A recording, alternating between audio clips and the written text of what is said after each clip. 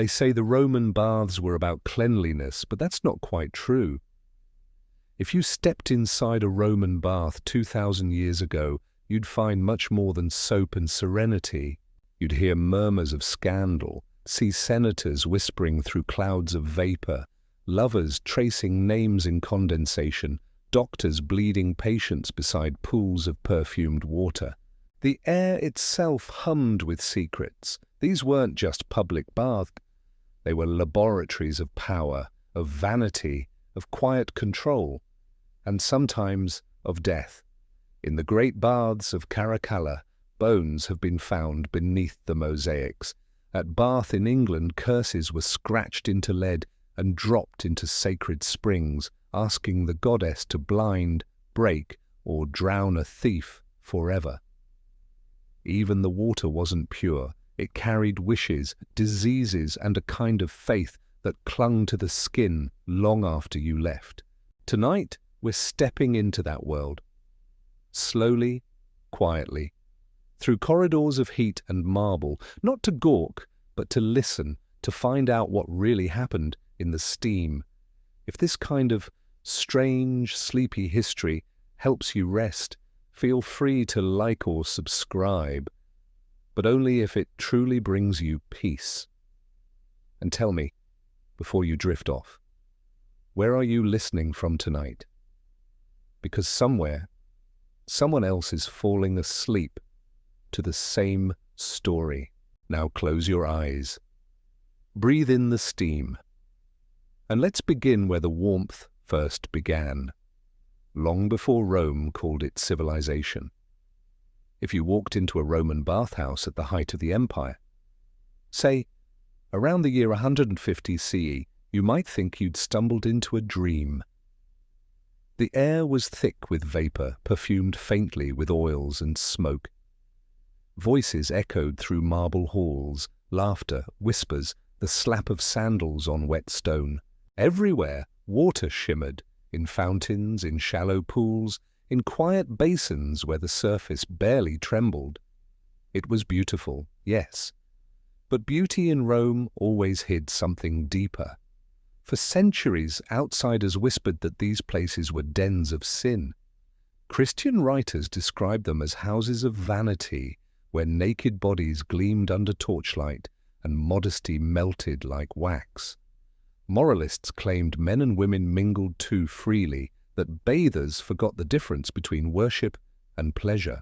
And maybe, in some cases, they were right. Because in the Roman bath, everything, politics, gossip, desire, even medicine, flowed together in the same warm water. A senator might share a pool with a merchant's son, a philosopher with a soldier on leave. Here, status dissolved as quickly as soap. No armor, no robes, no ceremony, just skin, steam, and the illusion of equality. Deals were struck beside the caldarium's heat. Emperors, guarded elsewhere, were suddenly accessible. Julius Caesar himself was said to have heard petitions while drying off. If the Senate was where decisions were made, the baths were where they began. Quiet arrangements sealed with a nod instead of a vote. But what really happened in those steamy rooms wasn't just political. It was profoundly human. Because beneath all that marble, beneath the mosaics and grand design, the Roman baths were an experiment in control.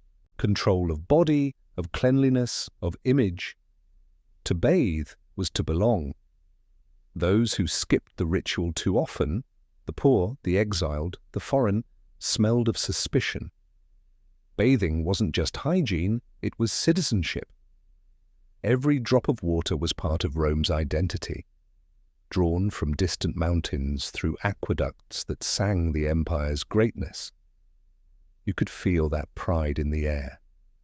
The very steam carried power. But there were darker stories too.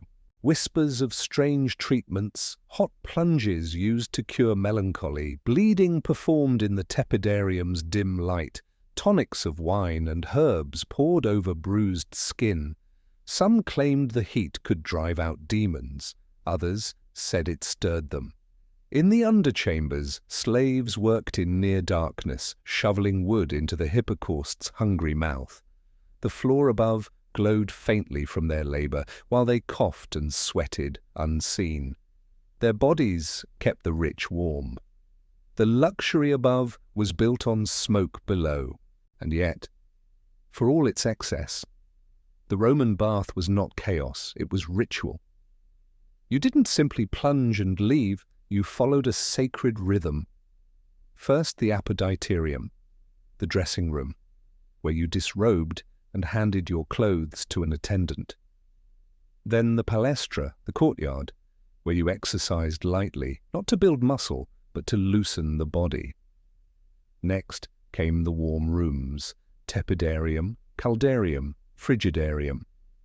Each a step in a delicate choreography between heat and cold, tension and release. By the time you finished, you weren't merely clean, you were remade. A poet once said the baths washed not just the body, but the mind. The dust of the forum, the weight of the day. Perhaps that's why even philosophers, those who claim to scorn luxury, still went. Seneca complained about the noise, the grunts of weightlifters, the splash of divers, the endless chatter. But he went nonetheless, because to live in Rome was to live among others. And the bath was where the empire breathed together. Still the gossip never stopped. Every century had its scandals, emperors accused of indulgence, courtesans seen leaving through private doors, nobles caught in compromising encounters beneath the marble arches. Caligula, they said, turned his private baths into playgrounds of power. Nero built entire bathing complexes for his guests, gilded and perfumed. To be invited was an honor, to refuse an insult. Even emperors knew that water could be both invitation and trap. But most Romans, the ordinary ones, weren't chasing scandal. They came for the warmth, the talk, the tiny miracles of routine. A man might meet his friends every evening in the same corner of the same pool. A woman might soak in scented water, trading recipes and small secrets. Children splashed in the shallows, their laughter echoing off marble walls built by emperors they'd never meet. In that sense, the baths were more democratic than the Senate ever was. For a few hours each day, Rome forgot its hierarchies and simply floated. And yet, for all its calm surface, the bath was a mirror of Rome itself. Orderly, immense, and always one crack away from collapse. When the aqueducts broke, when invasion or plague came, the baths went cold. The silence that followed was unnerving. No steam, no laughter, no soft murmur of 1,000 lives unfolding at once. Just stone cooling in the dark. To the Romans, that silence must have felt like the end of civilization itself. Centuries later, archaeologists would find small traces left behind. Combs, strigils, bottles of oil, dice, hairpins, even graffiti scratched into walls. Some were funny, some were obscene. One reads simply, Felix hic lavit bene. Felix bathed well here. A tiny note of contentment preserved in dust. And that, perhaps, is the strangest truth of all. The Roman baths weren't temples of sin or decadence or even luxury. They were sanctuaries of rhythm, a daily act of remembrance that being human meant being shared. In the steam, Rome remembered itself. Cleanliness was never the goal, connection was. If you listen closely, even now you can almost hear it. The splash of water, the murmur of voices, the sigh of heat escaping into night air. A civilization washing off the day's ambition, if only for an hour. So before we move deeper into marble and myth, remember this. The baths were never just about water. They were about what people became when they stepped into it together. Naked, yes, but equal. At least for a little while.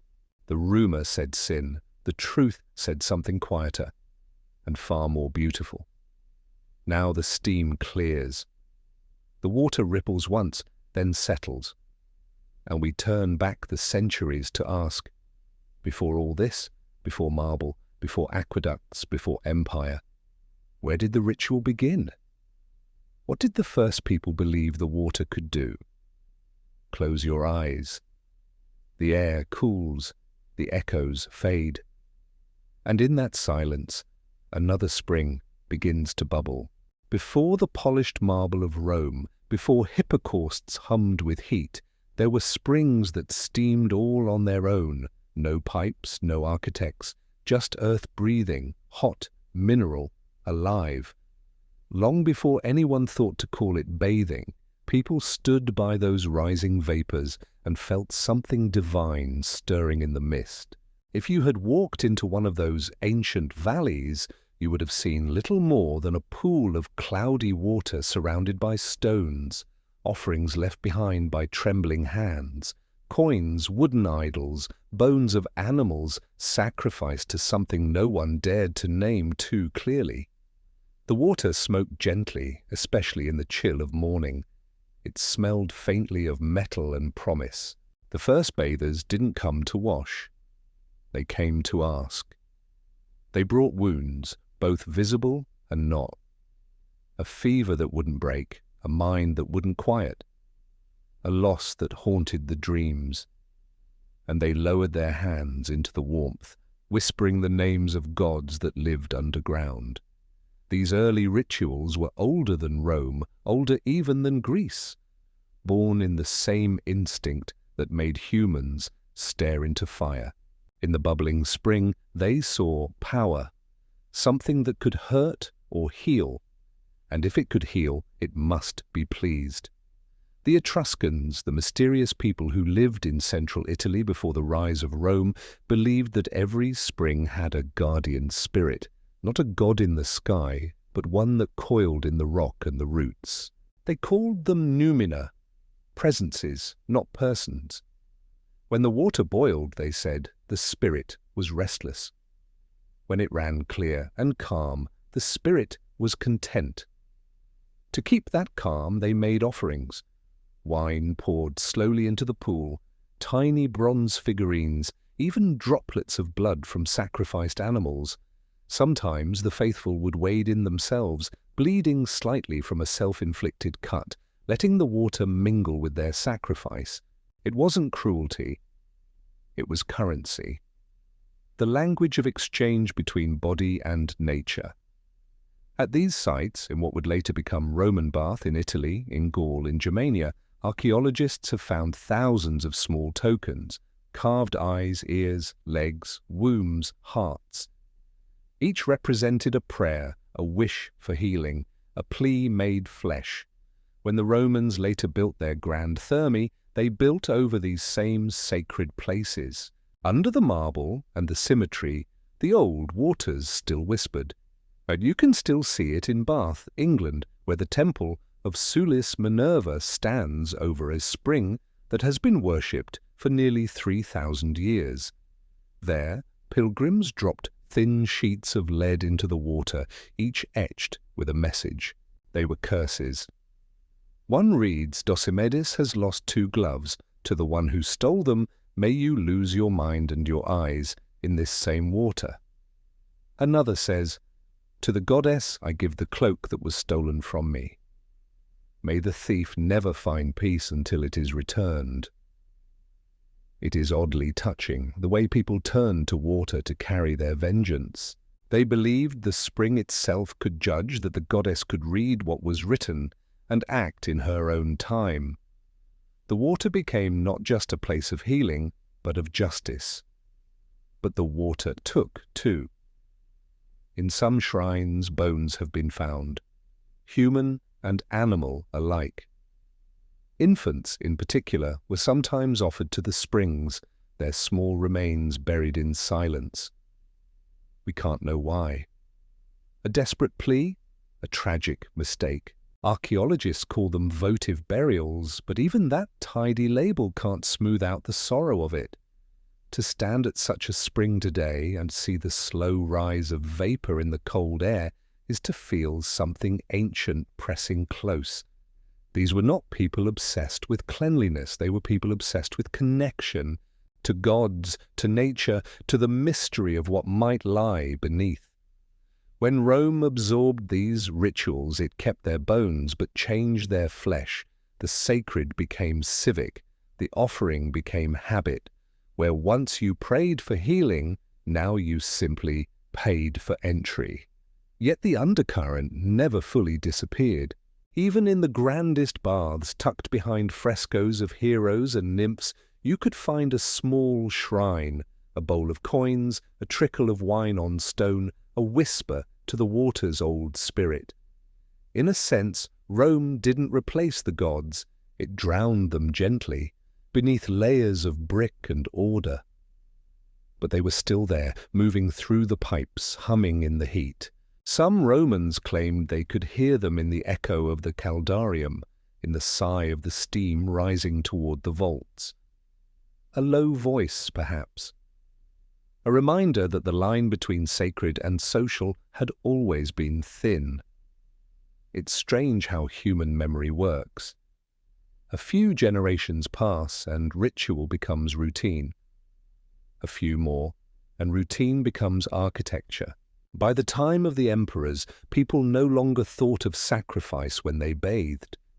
And yet the gestures remained, the way they poured oil over their shoulders, the way they touched the water first before stepping in, the way they paused, eyes closed, as if still asking permission. Echoes of the old rites, too soft to name, but too deep to vanish. In one Roman text, a poet describes entering the bath after a long journey. I pour wine for the god of the spring. The water answers with warmth. My bones remember. It's a small line, easily overlooked. But it tells you everything. The Roman bath wasn't born from luxury. It evolved from longing. A desire to touch something beyond the skin, to let water decide what could be washed away.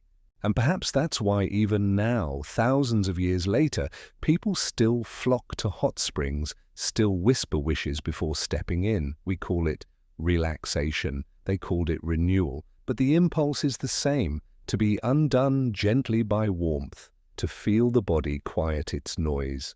If you listen closely to the steam rising from Bath, or from Pozzuoli, or from the ruins near Tivoli, you'll still hear it. The low hum of something alive and ancient, something that doesn't quite distinguish between healing and haunting, because long before Rome built its empire, long before generals and laws and Latin carved the world into order, people stood barefoot in the mud, hands outstretched, and asked the earth for mercy. And somehow they found it in the water. The steam cools now, the ritual complete. The offerings sink, the voices fade, but the warmth remains, waiting for the next soul brave enough to reach in. Tomorrow, Rome will arrive, with its architects, its engineers, its order. It will pave the sacred ground and call it civilization. But for now, the night still belongs to the springs and the spirits that stirred beneath them. Close your eyes. You can almost hear it, a soft ripple in the dark, and the quiet sigh of blood and water becoming one. Before Rome learned to build, others had already learned to listen. Long before the marble arches and heated floors, civilizations across the Mediterranean had been bending over water, to wash, to wonder, to speak to something that spoke back only in ripples. The story of bathing does not begin with cleanliness, it begins with reverence, because before water became a servant, it was a god. In Greece they called it catharsis, a cleansing of both body and soul. It was not about removing dirt, but restoring balance. At Delphi, pilgrims washed their hands before approaching the oracle. The act was small, but it was never casual. They dipped their fingers into a sacred spring, the Castalian fountain, and felt the chill as both reminder and permission that to ask the gods a question, one must first be made still. Everywhere in the Greek world you can trace this same quiet choreography. Before prayer, washing; before a meal, washing; before marriage, battle, birth, death; always water first. The Greeks believed that purity was not permanent. It had to be renewed, drop by drop, gesture by gesture. But even they borrowed from older echoes. In Mesopotamia, priests had long practiced rituals with sacred water drawn from the Tigris and Euphrates, poured from vessels shaped like fish. In Egypt, the Nile was mother and judge, its floods cleansing the land, its waters sustaining the body, its silence teaching humility. Pharaohs were ritually bathed before ceremonies, their flesh washed with natron and palm oil. The act was both physical and divine, a way of being reborn without ever leaving the body. It's tempting to see all this as superstition, but it isn't. It's rhythm. The same rhythm you feel when you step into a shower after a long day. The pulse of water, the soft surrender of the muscles, the sense that something heavy is being lifted, even if only for a moment. They felt that too. Only they gave it names, stories, faces. In the Greek gymnasia, the forerunners of Roman baths, bathing was part of a larger harmony. One exercised, one washed, one rested. It was a philosophy made flesh. The body, mind, and soul weren't separate rooms. They were one continuous hall. After running, wrestling, or training with weights of stone and bronze, men would anoint themselves with olive oil. Then they scraped it off with curved blades called strigils, metal crescents that caught both sweat and dust, leaving the skin clean, warm, and gleaming. The residue, thick and fragrant, was often collected by slaves and sold to apothecaries. Some said it had healing properties, others swore it carried the essence of the athlete's strength. The Greeks, who saw divinity in beauty, found holiness in the sheen of clean skin. It wasn't vanity, it was philosophy in motion. To bathe was to remember that the body was a temporary temple, and in caring for it you honored the gods who gave it form. Meanwhile, across the sea, the Etruscans were shaping something different. Their baths were not public, they were sacred. Hidden among hills and forests, they built stone enclosures around natural springs. Steam rose into the trees. The air smelled of sulfur and thyme. They left offerings, coins, amulets, tiny carved limbs, and they spoke to the waters as to ancestors. Unlike the Greeks, who built around clarity and order, the Etruscans embraced mystery. They saw the world as layered, the surface for mortals, the depths for spirits, and the waters as the border between them. To cross that border was an act of faith. A priest might pour wine into a pool and wait for bubbles to rise, reading their pattern as prophecy. A woman might submerge a broken arm and whisper to the unseen power below, leaving a votive carving in thanks if it healed. Water, to them, was a threshold, and like all thresholds, it demanded respect. From the east came yet another kind of wisdom. In Persia, in the Zoroastrian faith, water was one of the 7 sacred creations, pure, eternal, and easily corrupted. To defile a river was a sin. To bathe in it without prayer was arrogance. They built ambars, underground cisterns cooled by wind towers, and treated them not as utilities, but as sanctuaries. Water wasn't just used, it was revered, guarded from impurity with the same devotion one might reserve for a child. And in India, far beyond the reach of the Mediterranean, people were already bathing in rivers not to cleanse, but to remember. The Ganges, sacred to the goddess Ganga, was said to wash away karma itself. Every immersion was a confession. Every ripple, a reply. The Greeks and Etruscans might never have seen the Ganges or the Zoroastrian wells, but the belief that water connected the human and the divine was universal. No matter where you stood, the pattern was the same: approach, purify, pray. The body bends, the hand dips, the eyes close. The world slows. By the time Rome emerged, these rituals were already old, worn smooth by generations of repetition. Rome would inherit them all and turn them outward. What had once been private became public. What had once been prayer became pastime. The sacred spring became the state bathhouse. But even in that transformation, something of the old awe remained. In Pompeii, long before Vesuvius turned it to ash, the public baths bore frescoes of dolphins, nymphs, and river gods, reminders that the water running through those pipes was still alive, still listening.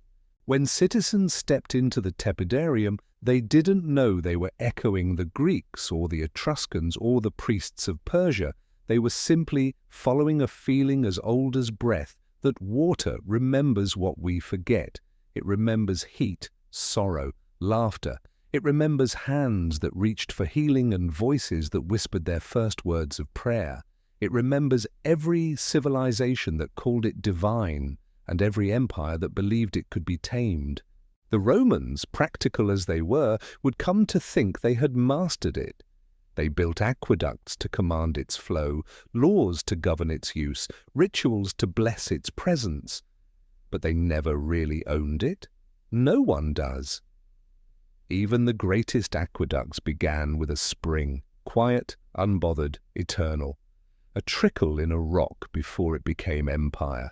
And so, before Rome's marble grandeur, before its baths and fountains and poets praising the luxury of cleanliness, there were smaller gestures: a Greek youth scraping olive oil from his arm, an Etruscan woman leaving a carved hand beside a steaming pool, a Persian priest lowering a silver cup into an underground cistern, watching his own reflection tremble in the ripples, all of them performing the same act, though none could name it yet.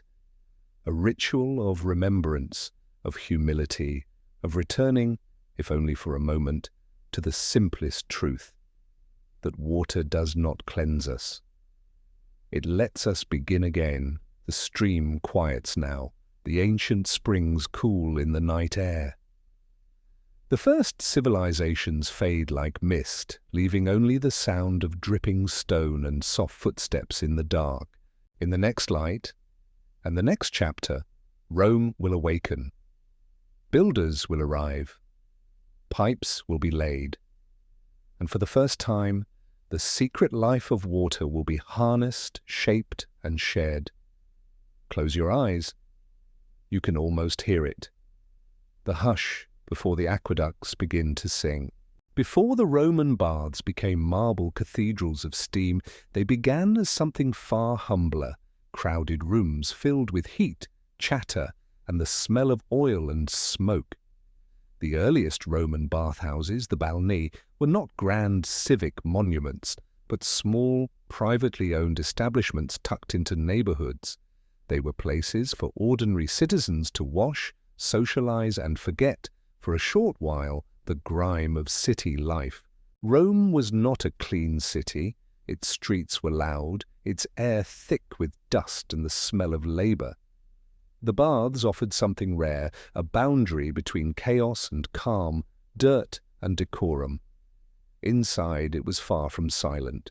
Water hissed against stone, fire roared in the furnaces below, and voices carried through the mist. Men argued about politics, traders negotiated deals, and friends shouted greetings through the steam. The balnea were the lungs of the neighborhood, breathing out heat and talk in equal measure. Even so, they followed a rhythm, undressing in the apoditerium, exercising briefly in the courtyard, oiling the skin, then moving through the warm and hot rooms before plunging into the cold pool. It was a sequence that blended practicality with pleasure, a small daily ceremony that made sense of the city's disorder. There was nothing elite about these early baths.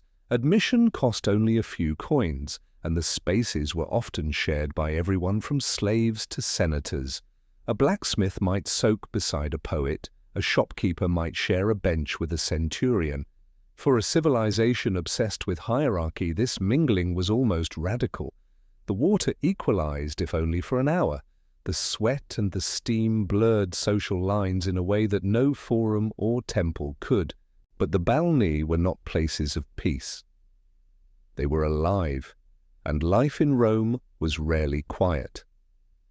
The heat was dry and sharp, fueled by wood fires tended by slaves who worked in the dark basements of the hypocaust. They kept the floors warm by feeding flames through narrow channels, their faces slick with soot. Above, bathers reclined and talked, unaware of the invisible labor beneath their comfort. The smell of burning wood mingled with the metallic tang of water and the sweetness of perfumed oil. The experience was sensual in the simplest way: hot air, cool stone, and the slow release of tension as muscle and mind softened. Soap was not yet part of the ritual. Instead, Romans covered themselves with oil, which they later scraped away with a curved metal blade, the strigil. The act was oddly intimate, sometimes done alone, sometimes with help from a friend or an attendant. The sound of metal gliding across skin became part of the bath's rhythm, as natural as the splash of water or the hum of conversation. Once clean, bathers applied scented oils, lavender, myrrh, or rose, and their scent followed them into the streets long after. In a city of noise and odor, smelling good was its own kind of victory. For women, bathing was more complicated. In early Rome, they often bathed separately or during specific hours, though smaller private balneae allowed more freedom.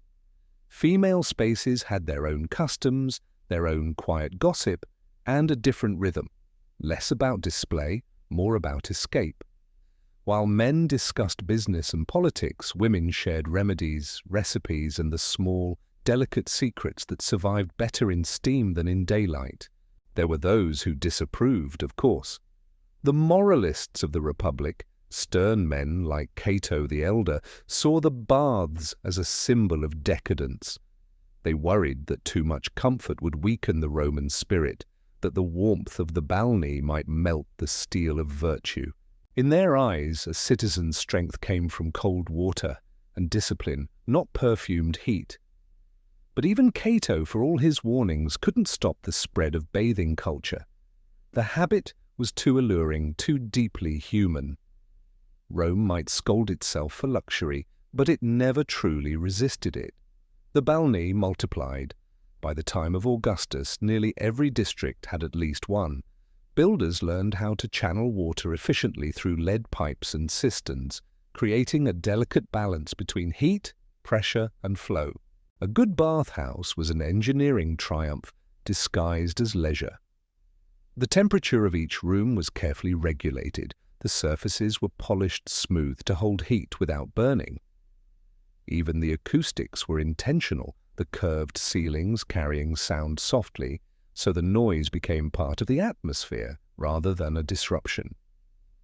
Rome was learning how to shape comfort with the same precision it shaped empire. Outside, children played with splashes from the overflow pipes, their laughter mixing with the rumble of carts. Vendors sold towels, snacks, and small jars of oil. The bathhouse was not just a building, it was a small ecosystem sustained by the city's pulse. Within its walls you could hear the empire's heartbeat, steady, rhythmic, confident. There was, however, an unspoken hierarchy of baths. The larger, more ornate ones drew crowds of wealthier citizens, offering heated pools, small gardens, and even musicians. Poorer neighborhoods had simpler setups, 1 or 2 rooms, often dimly lit, where the water cooled quickly and the floors were perpetually damp. Yet both spaces offered the same essential gift: transformation. You entered tired, soiled, and invisible.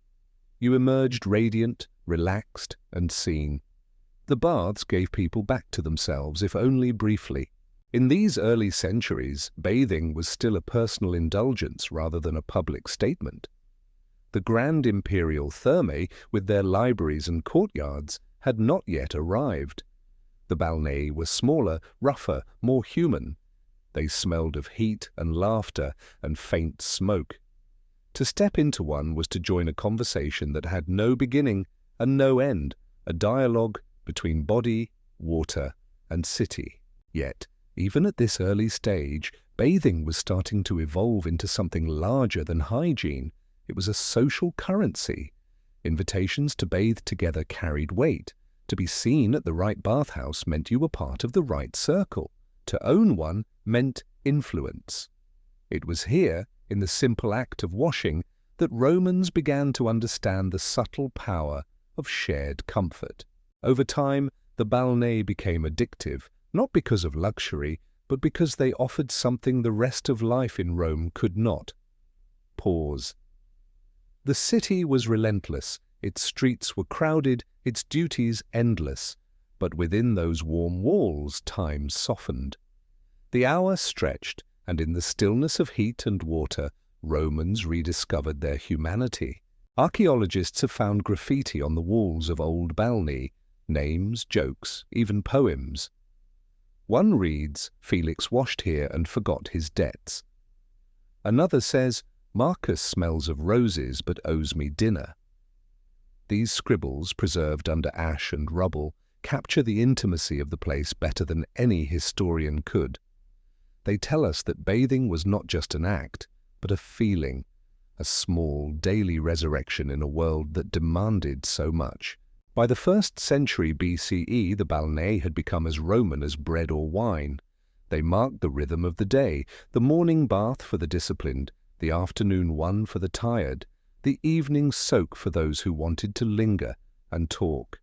The city's identity began to flow through its pipes, and though larger, grander thermae would soon rise under emperors who turned leisure into empire, it was in these smoky, intimate rooms that Rome first learned the art of civilized comfort. In the end, the balnæ were not just about water, they were about presence. The feeling of being somewhere warm and alive in a world made of stone and dust. Dirt met decorum there, and from that meeting, an empire learned what it meant to breathe together. Tomorrow the baths will grow larger, the fires will burn hotter, the ceilings will rise higher, and emperors will claim what once belonged to the streets. But for now, the balnæ still hum softly in their corners, filled with laughter, argument, and the quiet relief of warmth. The empire may not yet exist, but its reflection is already shimmering on the surface of the water. The Romans liked to say that civilization was built on three things: roads, laws, and water. Roads connected, laws controlled, but water sustained. It was both symbol and system, the unseen heartbeat beneath the empire's skin. To understand the baths, you must first understand the miracle that fed them, the aqueduct. It was the quiet triumph of Roman engineering, the invisible hand that turned the impossible into routine. Before the aqueducts, cities were limited by thirst. Rivers could not always be trusted, and wells were fickle things. But Rome, restless and unsatisfied, refused to accept limits.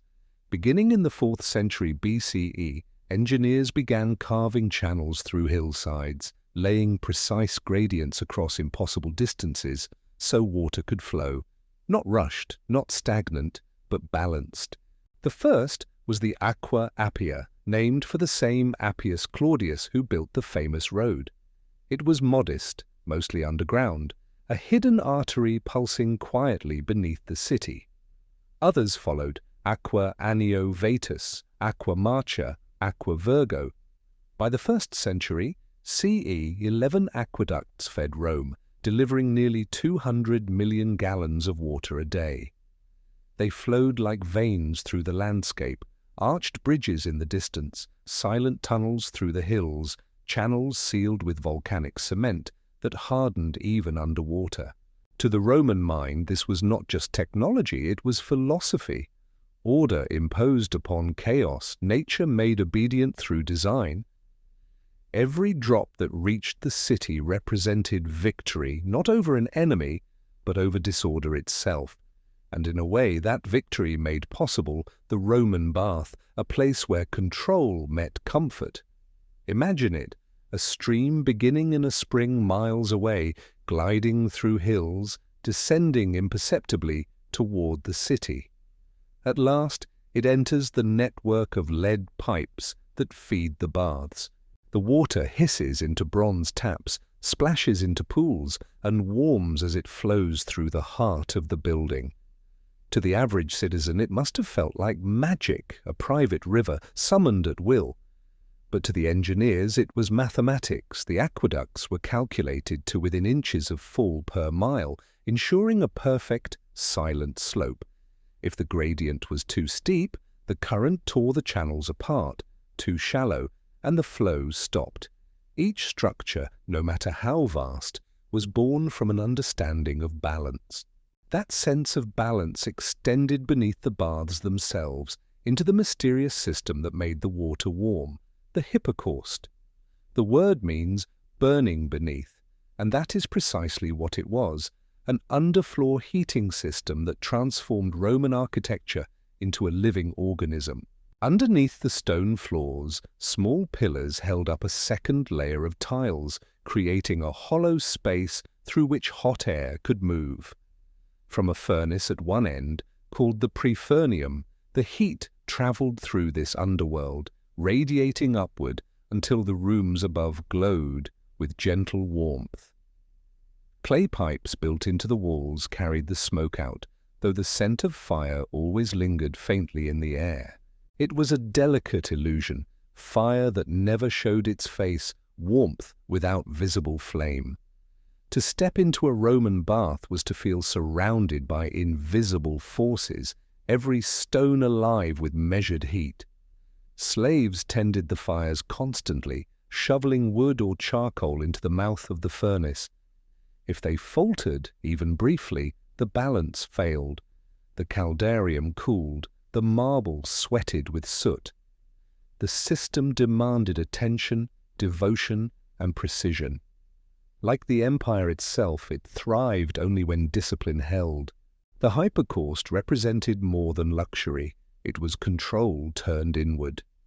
The Romans didn't just command rivers and roads, they mastered comfort, bending temperature to their will. Heat became an instrument of civilization. Warmth was not merely a pleasure, it was proof that they could create their own climate. In a world ruled by weather and seasons, that was nothing short of divine.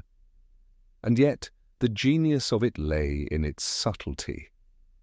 The engineering was hidden, quiet, modest. You could walk barefoot across a Roman floor and feel the warmth rising gently beneath your soles without ever thinking about the roaring fire below. The empire's power lay in that invisibility, the way its systems worked unseen, smooth, inevitable. There was artistry in this mastery.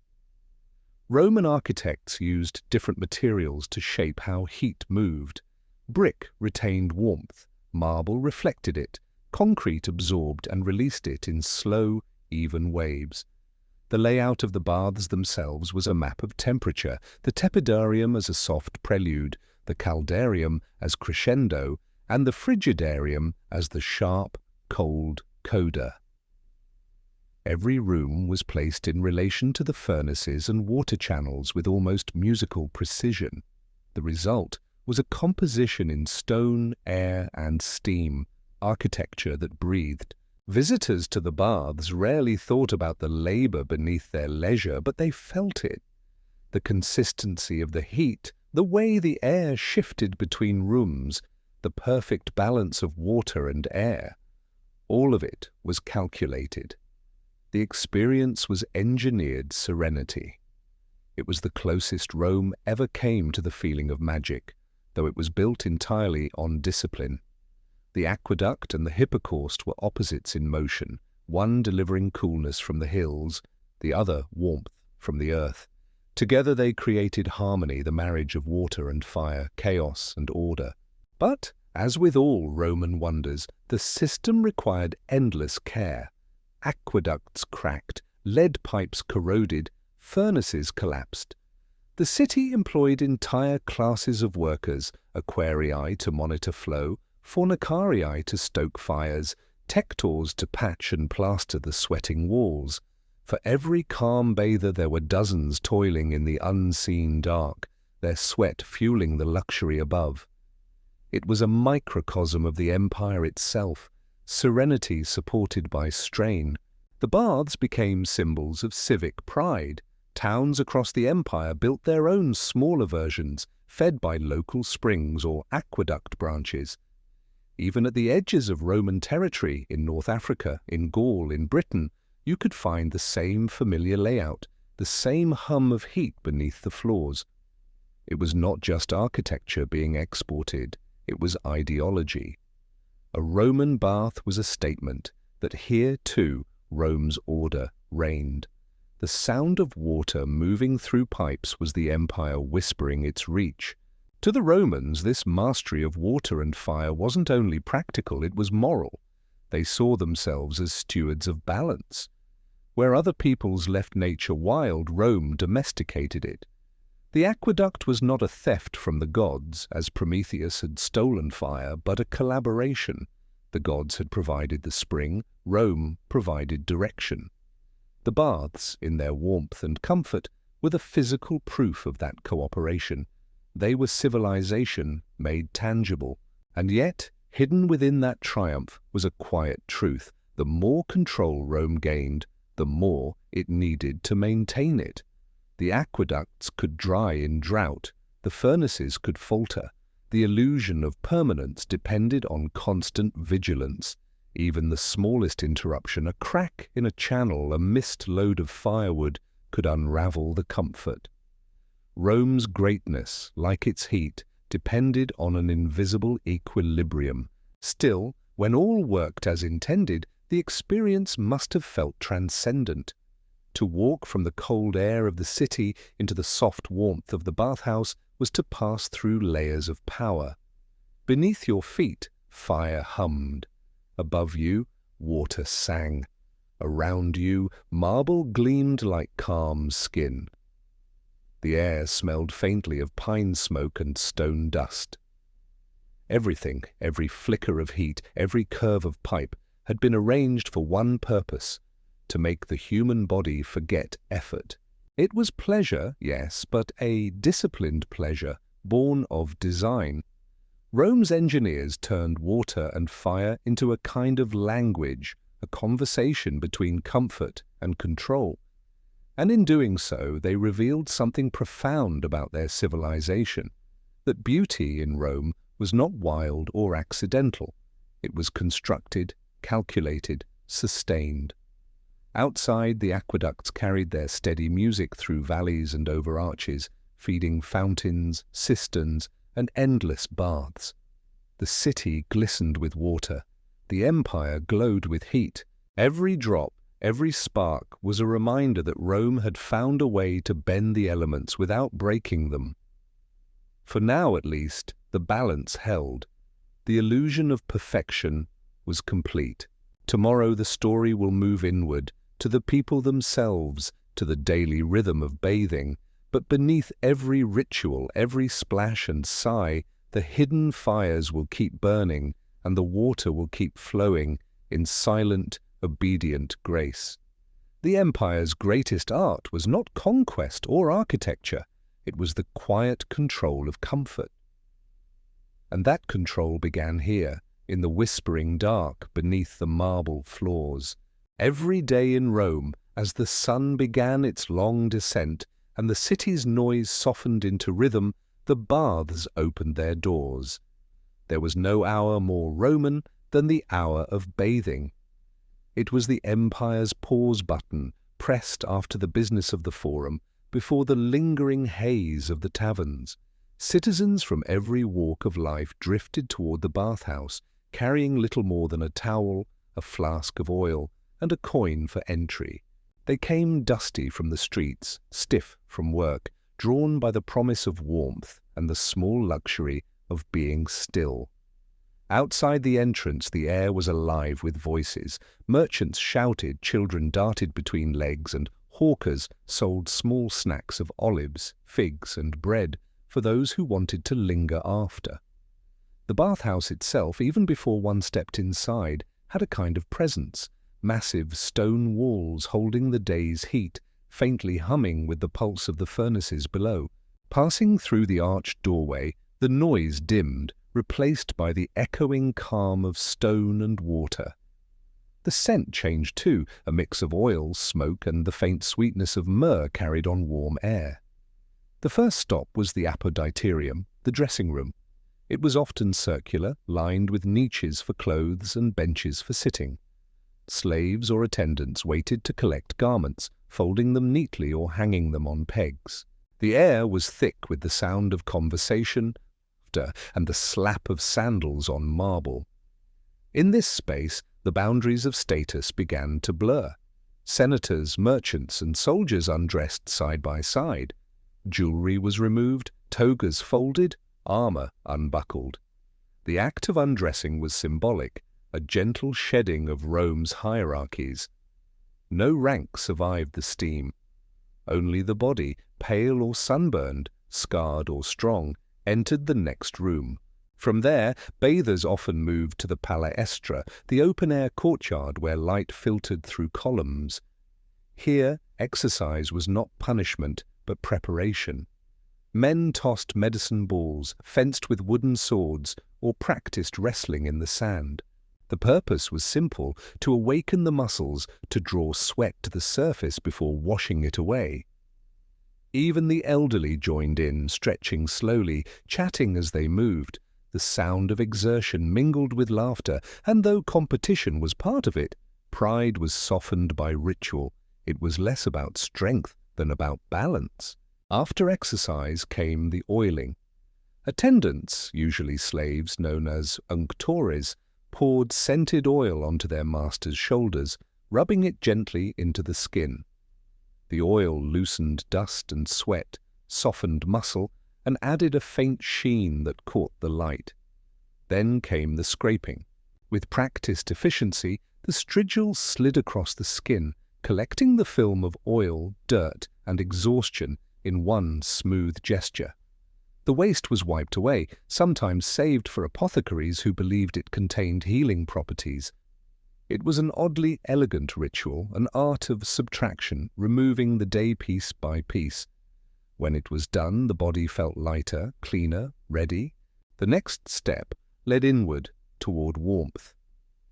The tepidarium was a gentle threshold, its air warm and thick, but not oppressive.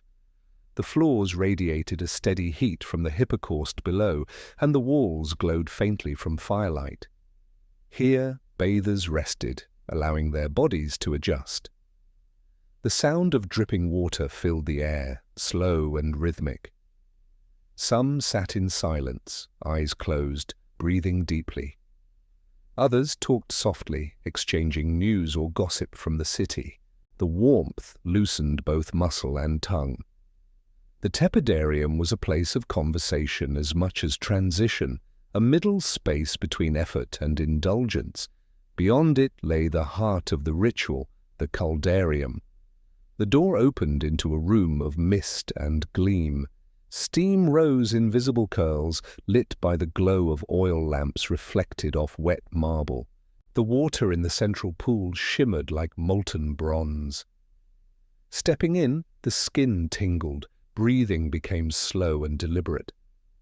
The heat wrapped itself around the body, not burning but enveloping. In this room, time changed texture.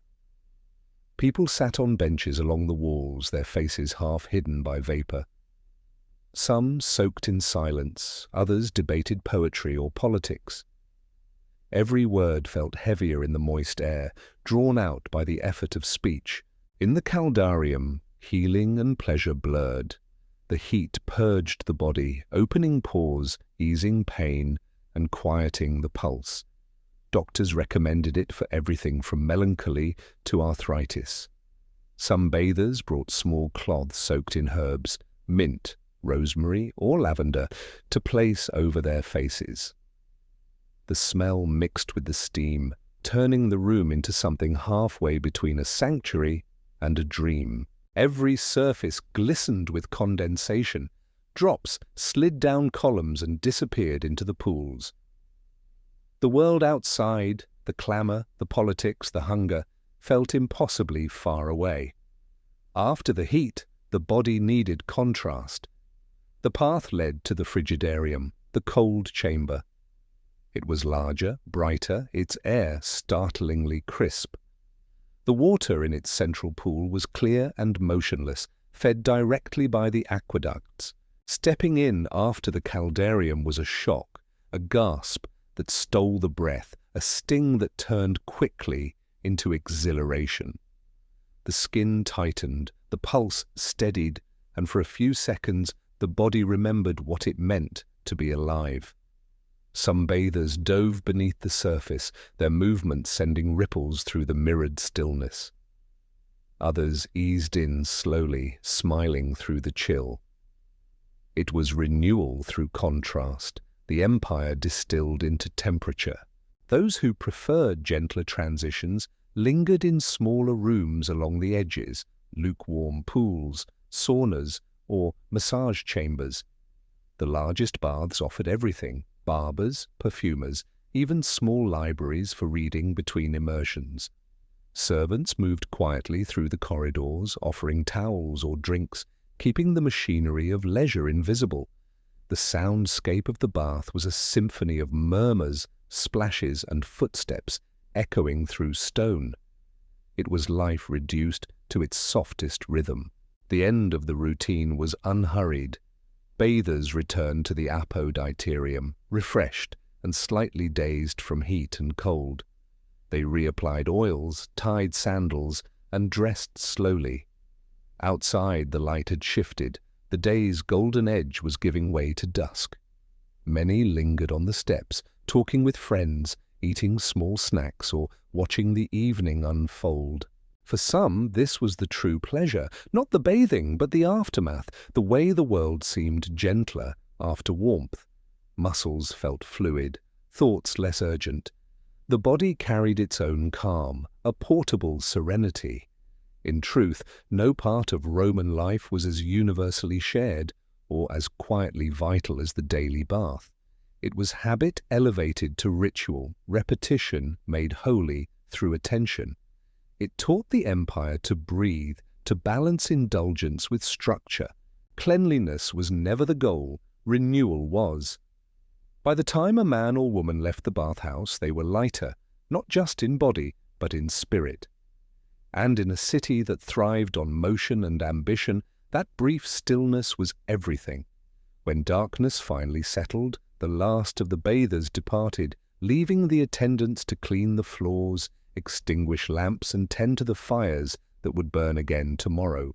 The steam thinned, the echo faded, but the warmth lingered in the walls.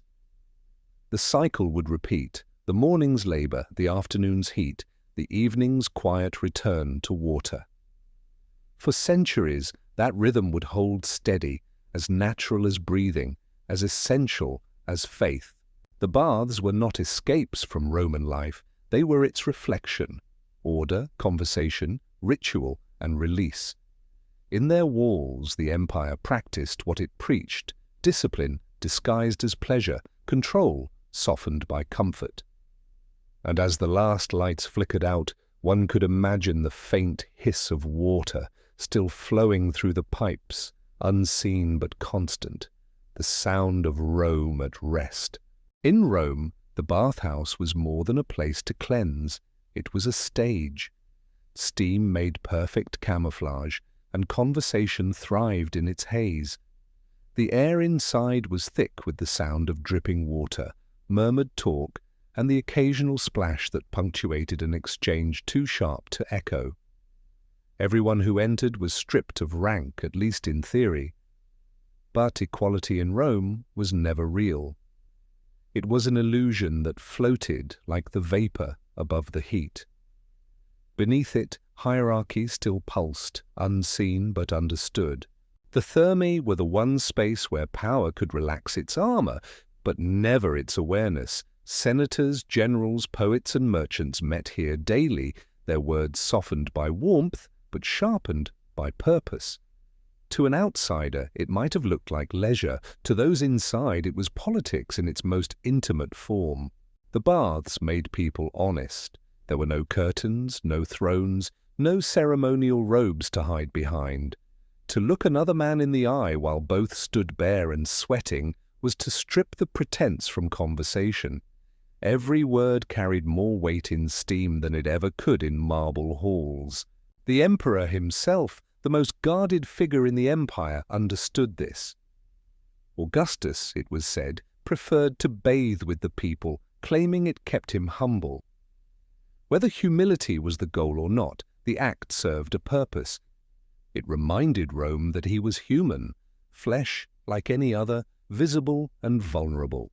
Later rulers followed his lead, though with varying intentions. Some came to be seen, others to listen. A public appearance in the baths could reassure the city that all was well, or quietly remind the powerful that the emperor remained part of their daily world. But bathing with the masses was never as simple as it appeared. The emperor's arrival was its own spectacle. Guards checked the corridors, attendants whispered, and the Prefurnium fires burned hotter to ensure perfect heat. When the emperor entered, the crowd parted, murmurs fell to respectful silence, and then, just as quickly, the rhythm resumed. Etiquette dictated that no one stare, though every eye watched in some subtle way. To share water with the ruler of the known world was both honor and risk. A misplaced word, an overfamiliar tone, could end a career. Yet proximity to power was intoxicating. Ambitious men lingered near the edge of the pool, ready to offer flattery disguised as casual remark. Rumor was as much a part of the baths as heat and humidity. News traveled faster here than in the Senate. The steam carried it, softened, distorted, but alive. A senator might mention an upcoming vote, a merchant, a shortage of grain, a poet, a whispered insult against a general's wife. Within hours, these fragments would drift out into the streets, reshaped by repetition, until no one remembered who had spoken first. Rome thrived on talk, and the baths were its central nervous system. The philosopher Seneca once complained that he couldn't think in the baths because of the constant noise, grunts, splashes, the cries of vendors selling pastries and wine. But even he admitted that something about the place drew him in. It wasn't the water or the warmth, it was the pulse of the city itself. To bathe was to participate in Rome's daily dialogue. Silence was unnatural. In the baths, even solitude felt public.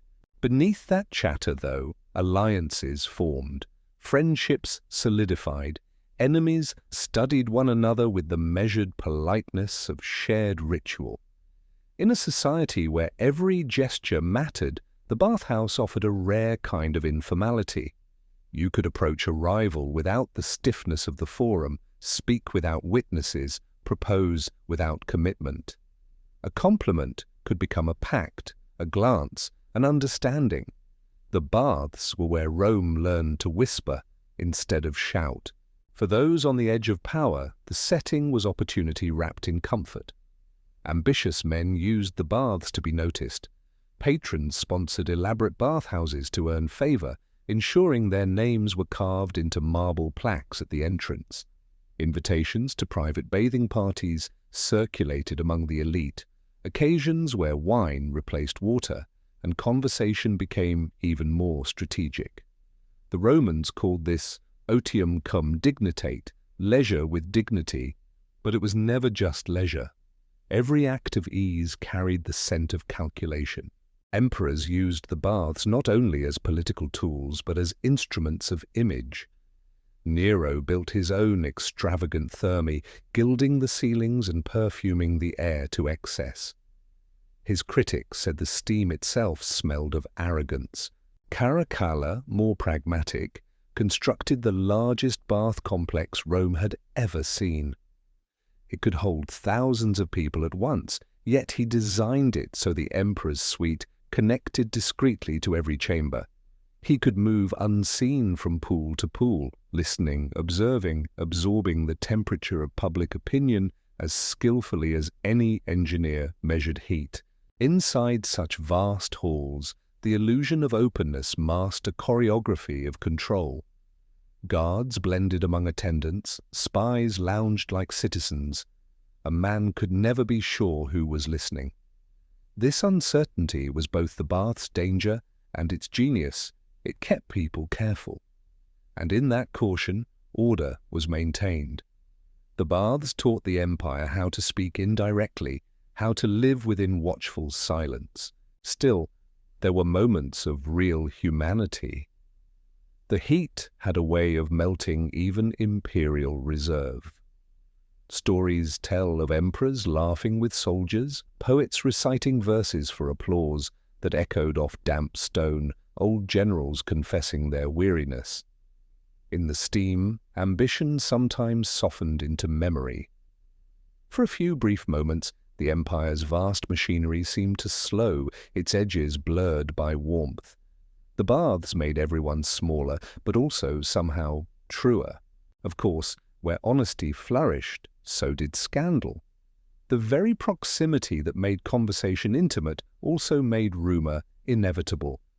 A senator seen too close to a courtesan, a general overheard boasting of loyalty. Each became material for gossip. Roman writers loved to moralize about it. They painted the baths as both symbol and symptom of decadence, lamenting how virtue dissolved in vapor. Yet those same writers bathed daily, unable to resist the allure of the heat they condemned. Hypocrisy, too, was part of the Roman way. For the ordinary citizen, the politics of the baths existed at a distance. Most came not to plot, but to participate, to feel the presence of power and proximity to decision. To share water with senators was to belong, even fleetingly, to the fabric of empire. The gossip might not concern them, but the hum of it wrapped around them like the warmth itself, a soft assurance that life continued, that Rome still breathed. By dusk, when the lamps flickered and the crowds thinned, the tone shifted. The talk grew slower, the words less guarded. Old friends stayed behind, letting the last of the day's heat settle in their bones. Slaves swept the floors, refilled oil lamps, and prepared for the next day's crowd. The echoes of laughter and low conversation lingered in the vaults like the aftertaste of wine.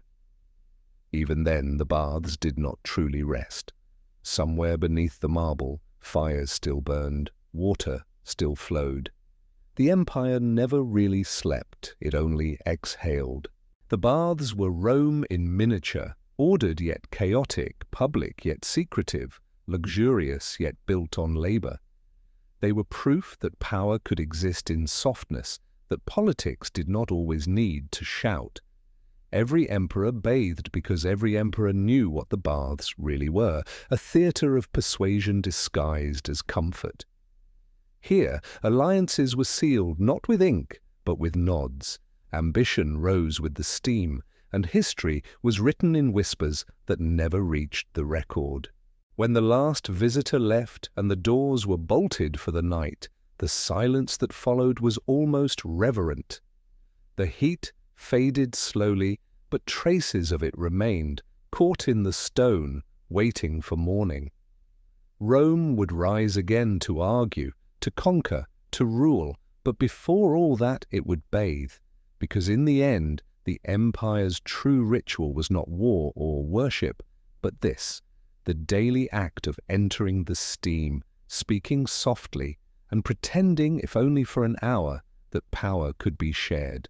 In the shadow of every grand Roman bath beyond the halls where men debated politics and empire, there existed another world, quieter, perfumed, and no less powerful.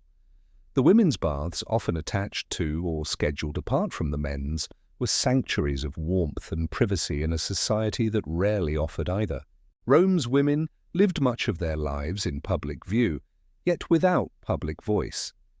Here, within walls veiled by steam, they found their own rhythm, an hour carved out of duty and noise where beauty and conversation could breathe freely.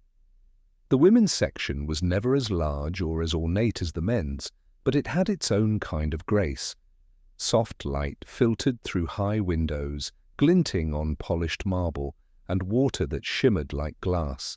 Attendants moved with quiet efficiency, carrying baskets of oils and combs, folding towels, and refilling basins. The air smelled of rose and myrrh, of citrus oil and crushed herbs. The soundscape was softer too. No political arguments, no loud laughter, only the murmured rise and fall of voices in the language of friendship. It was a different kind of power, subtle, scented, and shared. Most women came to the baths in the afternoon, escorted by slaves or family members, their hair pinned high to keep it dry. They brought small containers of perfume, wooden combs, pumice stones, and alabaster jars filled with creams. These were not luxuries, but tools, expressions of control over body and time. In the mirror of the baths, a woman might briefly see herself unobserved, free from the gaze of husband or crowd. To wash was not just to cleanse, it was to reclaim space. Bathing followed its own careful ritual. In the apoditerium, women undressed behind screens or in corners, attendants helping them unpin jewelry and fold their tunics. Once bare, they were no longer matron or maiden, patrician or plebeian, just figures of skin and steam. They moved through the sequence of rooms much like the men did. First, the tepidarium to soften the body, then the caldarium to let the heat seep deep into muscle and thought. But their baths were slower, more introspective. Conversation drifted in low tones, news of marriages, births, illnesses, and lovers. Secrets floated in the air as lightly as scent. Beauty, in Rome, was both art and expectation. To bathe was to maintain one's armor. The skin had to glow, the hair had to shine, but beneath that surface was a quieter defiance. A woman's appearance was her language, her means of being seen in a world that seldom heard her. The baths were her workshop, her studio. Perfume was not frivolity, it was statement. Some scents were chosen carefully for meaning: rosemary for remembrance, violet for virtue, cinnamon for allure. Even the oil used after bathing carried intention. The Empress Poppaea Sabina, famous for her flawless complexion, was said to bathe in milk infused with honey and herbs, a luxury as symbolic as it was sensual. In these humid rooms, influence moved in whispers. Political wives, though excluded from public office, built networks of their own. Bathhouse friendships crossed households, even factions. Information traded here about upcoming marriages, imperial moods, rumors from the palace could shift the tone of dinner conversations across the city. In a society where the wrong word could be fatal, the women's baths became a safer channel for truth. The marble benches knew more state secrets than the Senate steps. The attendants, usually slaves or freed women, were the invisible keepers of this world. They massaged perfumed oils into skin, braided hair with practiced fingers, or scrubbed backs with rough linen cloths. Many were skilled in cosmetics, applying powders made of lead and chalk, or tinting cheeks with crushed berries. Their hands carried both intimacy and silence.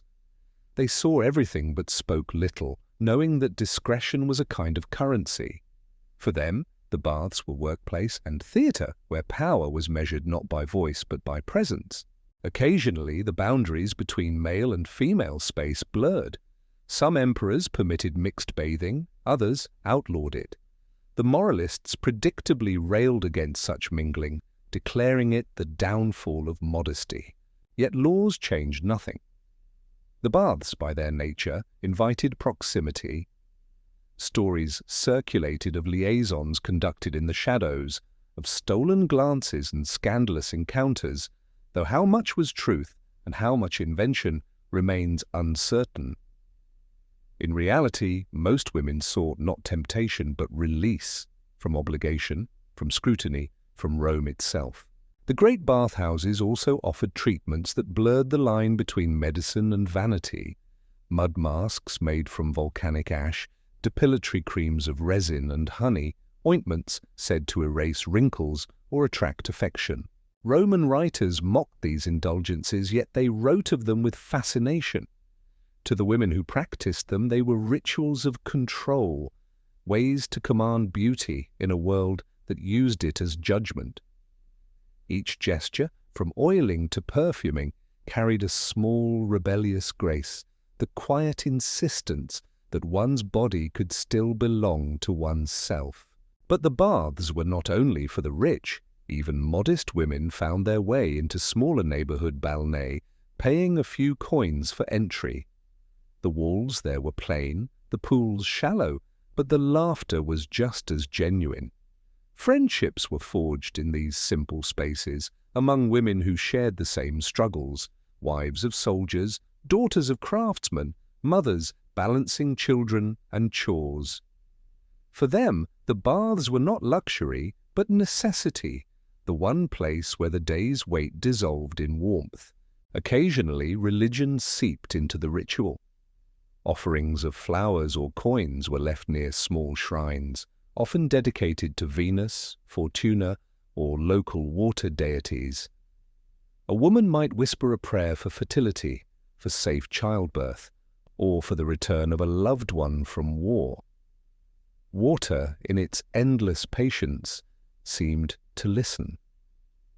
These prayers were not formal or grand, they were murmured in steam between gestures of cleansing. The divine was close in the baths, not distant or demanding. When the heat had done its work and the perfumes clung faintly to the air, women would move to the cooler rooms. There, attendants wrapped them in soft linen, combed out damp hair, and applied fresh oil to the skin. The mirrors, small discs of polished bronze, caught their reflections briefly before the mist swallowed them again. For a few seconds, the line between person and apparition blurred. They looked at themselves and saw not wife or daughter, but presence, something whole, self-contained, and unobserved. Then, slowly, they redressed, fastening pins, slipping back into the world's expectations like garments that no longer quite fit. As they left, the scent of oil and incense followed them out into the afternoon streets. The city's noise returned, rough and sharp, but they carried a piece of calm within. Behind them, the bathhouse exhaled, the fires below, dimming, the water cooling for the night. The attendants swept the floors, gathering the scattered flowers and linen, preparing for the next day's quiet rebellion. The women's baths did not make history, they sustained it. They were the empire's hidden heartbeat, pulsing beneath the noise of conquest and politics. Here, Rome's women learned the art of endurance, not through battle or decree, but through warmth, conversation, and care. Beauty was their weapon, ritual their refuge. Within the steam they crafted small freedoms that no emperor could legislate away. By evening, when the city glowed under torchlight and the men debated at dinners, the women's voices were gone from the air, but their influence lingered. The perfumes they wore drifted through corridors, the gossip they shared reshaped households, and the calm they cultivated quietly balanced a world built on noise. In those hours of heat and scent, they had claimed something the empire itself could never master, the power of being unhurried, unseen, and utterly themselves. Beneath the marble calm of the Roman baths, far below the perfumed air and soft voices, another world existed, a world of fire, sweat, and silence. The Romans called it the Hippocaust, but for those who worked there, it was less a marvel of engineering and more a sentence of endurance. This was the hidden heart of the baths, the engine that made luxury possible. Down here, men rarely saw sunlight. Their world glowed red, lit by furnace flames that licked against brick walls and shimmered through gaps in the floors above. The warmth that soothed Rome's citizens came from the backs of those who labored unseen. The floor of every great bathhouse was raised on rows of short stone pillars, creating a crawl space that carried heat from the furnaces. Slaves, mostly young, mostly silent, tended these fires day and night. They worked stripped to the waist, their skin darkened with soot, their lungs heavy with ash. The air was thick and dry, every breath tasting faintly of dust and smoke. They fed the furnaces with wood carted in from distant forests, logs stacked in careful rhythm, stoking the flames to maintain a delicate balance.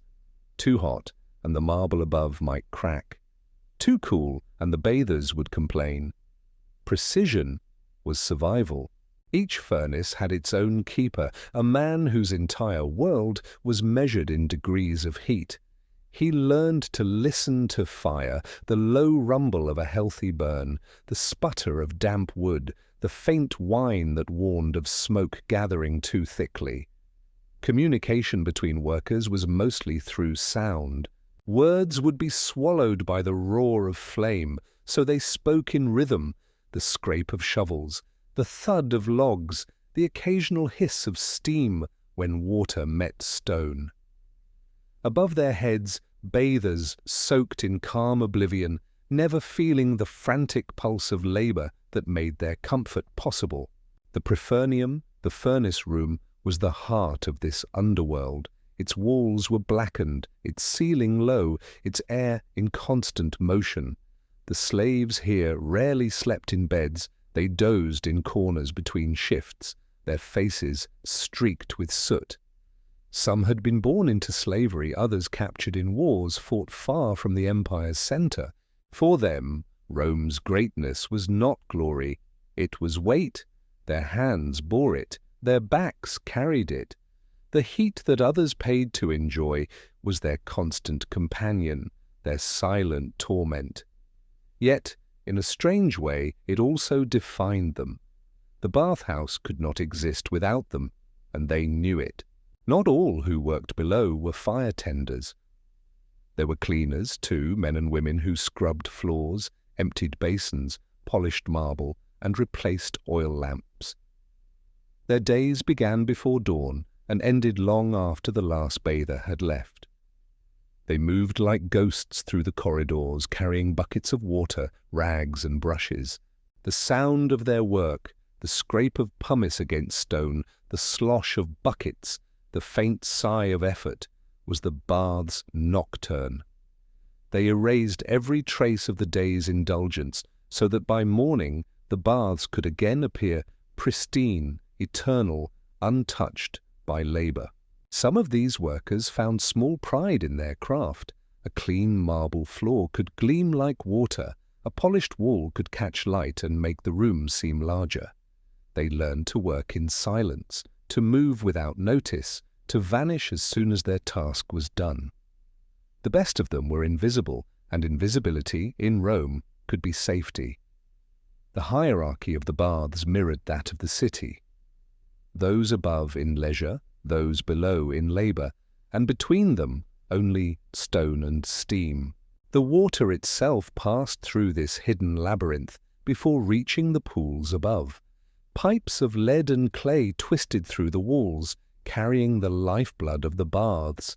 Slaves inspected them daily, checking for leaks or blockages, scraping lime buildup from the interiors. The work was delicate and dangerous. A burst pipe could scald and the fumes from the lead could sicken. Yet without this maintenance, the entire structure would falter. The aqueducts might bring water from the hills, but it was these hands that delivered it to the bathers. Rome's engineers designed the miracle. Its slaves kept it breathing. The smells of the underworld were nothing like the perfumed air above. Here, the scent of burning pine mixed with sweat, ash, and the faint metallic tang of heated stone. Occasionally, a drop of water would fall from the ceiling, cold and perfect, onto a bare shoulder, a reminder that another life existed above. In those moments, some slaves might pause, listening to the muffled echoes of laughter, the soft splash of water, the distant murmur of voices they would never join. For a breath, the world above and the world below touched, but only in sound. Then the fire demanded tending again. Overseers sometimes descended to inspect the work. They carried torches and barked orders, their presence brief and sharp. A fire burning too low, a corridor left unclean, any failure could mean punishment. The baths, like the empire, depended on order. Each man knew his place. To falter was to draw attention, and attention was dangerous. The safest worker was the one never noticed, whose work left no trace of himself. There were moments of strange companionship in that heat. The fire tenders, cleaners, and attendants formed quiet bonds, unspoken alliances forged through repetition. They shared food, stories, scraps of advice. When one faltered, another covered for him. When one grew sick, another took his shift. Their loyalty was to one another, not to Rome. The bathhouse above might belong to emperors, but the underworld was theirs. In the rhythm of fire and water, they found their own fragile order. Accidents were common. Burns, falls, smoke inhalation. These were the daily tolls of keeping luxury alive. No monument recorded their names. When a worker died, his body was often carried out through the back, before sunrise, replaced by another before midday. The baths never paused. The fire never waited. Rome's leisure depended on uninterrupted suffering, yet still the system endured. The same furnaces burned for decades, the same tunnels echoed with the same footsteps, the same hands cleaned the same stones until the body gave out. It is easy to forget them, the ones who crouched in the dark while senators soaked in light. History, after all, prefers the visible. The baths survive in ruins now, their vaults cracked, their mosaics faded. But if you stand quietly inside one of those ancient chambers and listen closely, you can almost hear it. The faint crackle of flame, the echo of shovels striking stone, the ghost of breathing beneath the floor. The comfort of Rome was built on their endurance, their silence, their unseen strength. At the end of each night, when the fires were banked and the corridors swept, a hush would fall over the underworld. The workers sat together for a few stolen minutes, drinking from shared cups, the glow of embers soft against their faces. Above them, the marble cooled, still warm from the day's bodies. Tomorrow, it would begin again, heat rising, pipes hissing, footsteps returning. They would vanish into their work as the city awoke, their existence folded back into the foundations. Rome's greatness, like its baths, depended on what no one ever saw. And when dawn came, the first rays of sunlight filtered through cracks in the walls, reaching down through the vents and touching the soot-covered faces of those still resting beside the fires. For a heartbeat, the world below and the world above shared the same light. Then the day began anew, the furnaces roared, the city stirred, and the unseen laborers disappeared once more into the flame. When the baths of Caracalla opened in the year 216 CE, Rome already had centuries of bathing behind it. Yet nothing had ever looked, sounded, or felt like this. They were not merely a bathhouse, they were a statement, a cathedral built to the idea of Rome itself. The ceilings rose higher than most temples, arches framed long corridors of shimmering marble, and the air carried the faint hum of running water, constant, controlled, divine. Everything about the place whispered power, but softly, as if the empire no longer needed to raise its voice. Caracalla, the emperor who gave his name to this marvel, was not remembered for gentleness. He ruled with iron and suspicion, and his reign was blooded with paranoia. Yet here, in stone and steam, he built something almost tender. The baths were his offering to the people, a gift wrapped in propaganda. They covered nearly 30 acres, large enough to hold thousands at once, with chambers that mirrored the order of the empire itself, discipline, beauty, and hierarchy flowing seamlessly from one room to another. The building did not shout its message, it breathed it, one warm exhale at a time. Approaching the complex, a visitor would first cross gardens lined with statues. Cypress trees cast slow shadows across pools where geese drifted lazily. Vendors sold nuts, honey cakes, and fruit at the gates.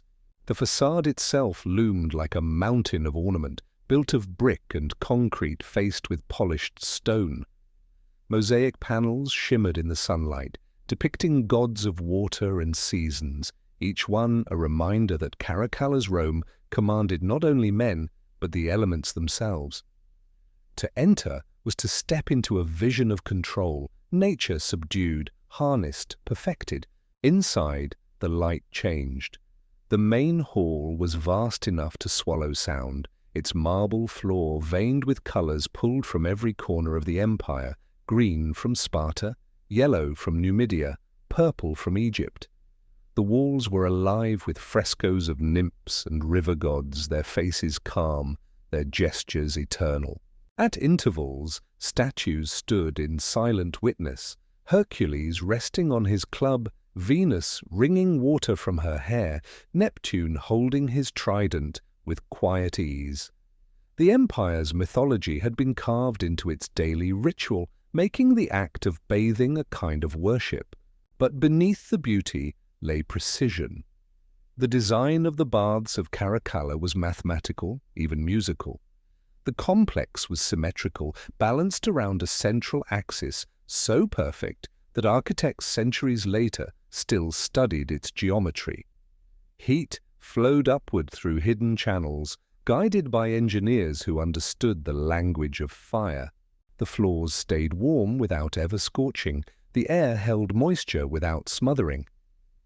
Each door opened to a calculated shift in temperature, each chamber tuned like an instrument. The entire experience, from the tepidarium to the caldarium, was a slow movement through comfort, designed to make the body forget where it ended and the architecture began. The caldarium itself was the empire's masterpiece. Its dome rivaled the Pantheon, a perfect curve of concrete that seemed to float without effort. Light entered through high windows, striking the surface of the pool below in gold and silver ripples. The air shimmered with heat and scent, the fragrance of oils and smoke, the faint tang of mineral water drawn from the aqueducts. The sound was gentle and steady, the echo of footsteps, the soft fall of water, the quiet sighs of those sinking into the warmth. The effect was hypnotic. Even the emperor, when he came to bathe, was only another figure in the mist, indistinct and human. Beyond the caldarium stretched corridors leading to reading rooms, libraries, and gardens. The baths were not just for bathing, they were a university, a theatre, a park, and a temple in one. Scholars read scrolls aloud to audiences reclining on stone benches, athletes practiced in the gymnasia, poets debated philosophy in the shade of porticos. Here the mind was exercised as deliberately as the body. It was a city within a city, a self-contained vision of Rome's ideal self, cultured, clean, orderly, everlasting, and yet, for all its serenity, every inch of the baths was political. Caracalla had ordered the massacre of thousands, taxed heavily to fund wars, and ruled through fear. But in the public baths he became a benefactor. To bathe here was to participate in his mercy, to be wrapped in warmth paid for by imperial cruelty. The message was subtle but effective. Rome's might could destroy, but it could also soothe. Power, when disguised as generosity, was harder to resist. The steam softened memory, the architecture rewrote it, At dusk, the baths glowed. Hundreds of oil lamps lit the corridors, their reflections shimmering on marble and water. The pools glowed amber. The ceilings seemed to hang among the stars. Even those who came in anger or envy found themselves hushed by the beauty. The baths were democratic only in sensation. Everyone, rich or poor, felt the same weight of awe upon entry. But even here, status found its place. Private chambers awaited the wealthy. Secluded alcoves offered quiet for those whose importance demanded invisibility. The ordinary citizen shared water with senators, but never equality. The machinery beneath all this elegance, the furnaces, the pipes, the workers, remained hidden, as always. Visitors rarely thought of the smoke that stained the outer walls, the slaves who fed the fires, or the engineers who spent their lives perfecting the flow of heat. The illusion of effortlessness was part of the design. The Romans understood that true luxury was not in the gold leaf or marble, but in the silence of its functioning. When a system works so well that it vanishes from sight, it begins to resemble eternity. Over time, the baths of Caracalla became more than a building. They became a symbol of the empire's self-image, a reminder that even in decline, Rome could still build as if it were immortal. Long after Caracalla's death, emperors visited these halls, walked beneath the dome he commissioned, and felt smaller, humbled by his vision. When the aqueducts finally broke and the fires went cold, the structure remained, its shell vast and quiet. Grass grew through the cracks, pigeons nested in the cornices, but the geometry held. Even in ruin, it refused to collapse. Centuries later, travelers from distant lands would stand among its fragments and feel the strange calm that still lived there. The scale spoke of ambition, but the silence spoke of something gentler. The precision of hands long vanished, the whisper of fire and water balanced in harmony. The baths were a ghost of control, an echo of luxury so measured that it became spiritual. Even stripped of function, they endured as a reminder of Rome's greatest illusion, that beauty could be built forever and that order, once achieved, could never slip away. Today, the baths of Caracalla still stand in partial ruin, their arches open to the sky. Grass fills the pools, and birds nest where steam once rose. Yet if you stand in the caldarium at sunset, when the light floods through the empty windows and the walls glow gold, it's possible to imagine the sound again, the trickle of fountains, the hum of voices, the breath of a living empire. In that light, you can almost feel the warmth of the floors, faint but steady, as if the fires below were still burning. Rome has long since cooled, but its stage of stone still waits for an audience.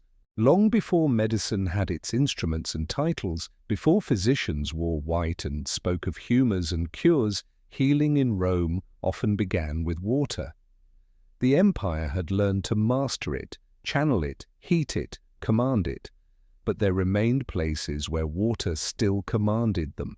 Across the provinces, hot springs and mineral wells bubbled from the earth, carrying with them an aura of mystery that even Rome's rational engineers could not dispel. These were not the polished baths of marble and precision. They were older, humbler, and somehow more alive.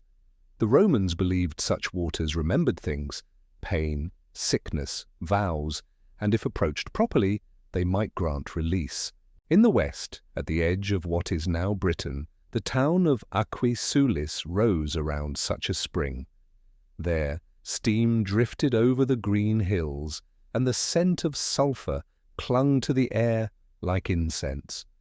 The local Celts had long worshipped the waters as sacred to a goddess named Sulis, a protector and healer who punished deceit as easily as she soothed pain. When the Romans arrived, they did not destroy the shrine, they merged it with their own. They built a temple, dedicated it jointly to Sulis Minerva, and wrapped the spring in stone and ceremony. Pilgrims came from across the island to bathe, to pray, to drop small metal tablets into the pools, each engraved with a request or a curse. The water there was said to heal, but also to remember, to cleanse the body and record the soul. Those who visited Aquae Sulis came not only for comfort, but for proof. They believed that illness was imbalance between body and spirit, between gods and mortals, and that the earth itself could restore harmony. The baths were part of that process, but the true healing lay in surrender. You entered the water with your pain and your petition, and you left behind both. Roman priests oversaw the rituals, blending the language of medicine with the gestures of devotion. They measured the temperature of the springs, catalogued their minerals, and still called them divine. To bathe there was to participate in a negotiation between science and faith, a conversation that never truly ended. Other springs dotted the empire, each with its own legend.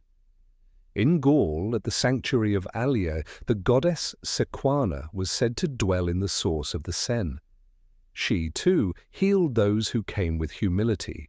Offerings were cast into her waters, small models of eyes, limbs, and organs, shaped from bronze or clay, each representing what needed mending. The Romans expanded the shrine, building porticos, altars, and channels to control the sacred flow. They could organize the miracle but not explain it. Even in their efficiency, they left room for mystery. The mineral springs became laboratories of belief. Physicians and priests stood side by side, each claiming authority over the same miracles. Pliny the Elder wrote of waters that bubbled with divine warmth, their vapors soothing joints and clearing minds. Galen, more cautious, described them in terms of balance, how heat, salt, and minerals could draw impurities from the body. But neither could entirely banish the idea that the water itself held intention. It healed because it wanted to. It cured because it remembered how. For the common people, these places were pilgrimage and escape. Veterans came limping from the frontiers, their scars stinging in the mineral mist. Mothers carried infants weak from fever, the sick, the aging, the desperate. They all gathered at the edges of steam, waiting for renewal. The rituals were simple: bathe, rest, drink, pray. At night, the springs glowed faintly in the moonlight, and those who lingered swore they could hear the gods moving beneath the surface, whispering through the bubbles. Whether that was faith or imagination hardly mattered. The effect was real enough to soothe. Even emperors came. Hadrian visited healing waters in Asia Minor. His letters mention the pleasure of the heat, the taste of the mineral tang on his tongue. Later, Marcus Aurelius built a bath complex near a sulfur spring in Etruria, calling it his refuge from the noise of the world. For all their reason and power, Rome's rulers were still drawn to the same elemental comfort, the idea that the earth could absorb their weariness and give something back. To step into such waters was to confess that control, for all its precision, was exhausting. Healing meant surrendering to what could not be built or conquered. Over time, the distinction between holy and healthy blurred. The rituals once meant for gods became daily habits. Physicians began prescribing bathing schedules, regulating immersion time, even recommending specific springs for different ailments. A man with gout might be sent to one with higher sulfur content, a woman with melancholy to one that smelled faintly of iron. The language of cure replaced that of prayer, but the gestures remained. To lower oneself into the heat was still to trust in something unseen.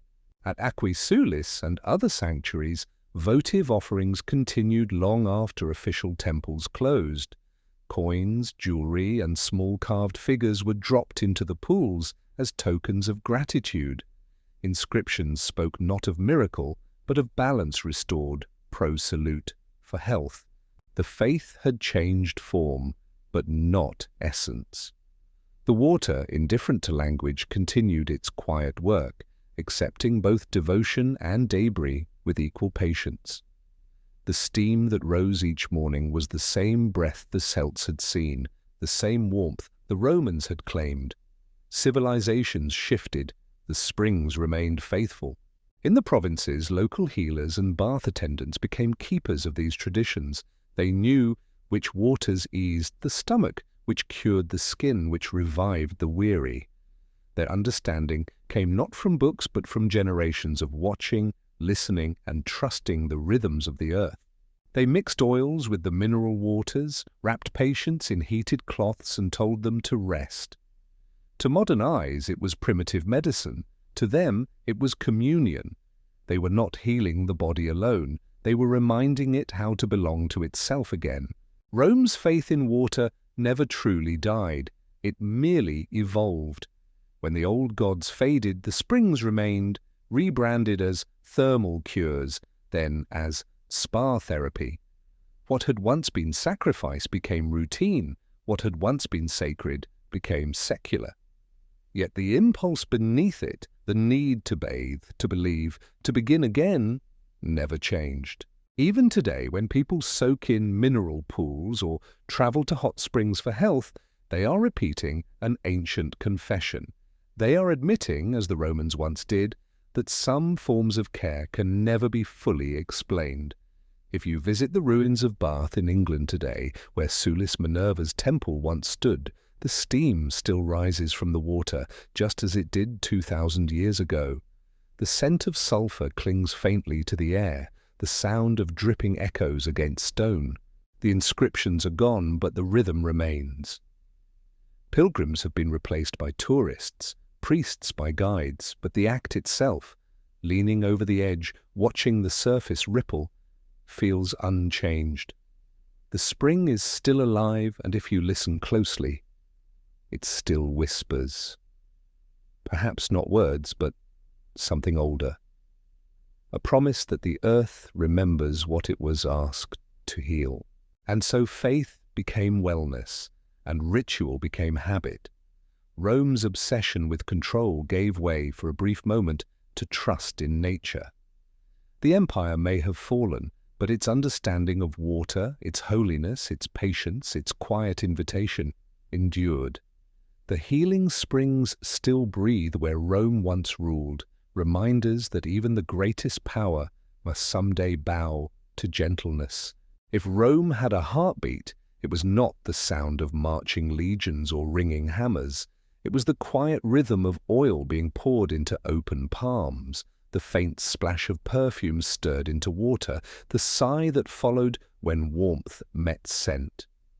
To be Roman was to understand the art of smell, how it lingered, how it defined presence, how it shaped identity. Bowls of refinement. The bathhouse was the stage, but scent was the performance. The empire's wealth and reach were not measured only in gold or conquest, but in fragrance.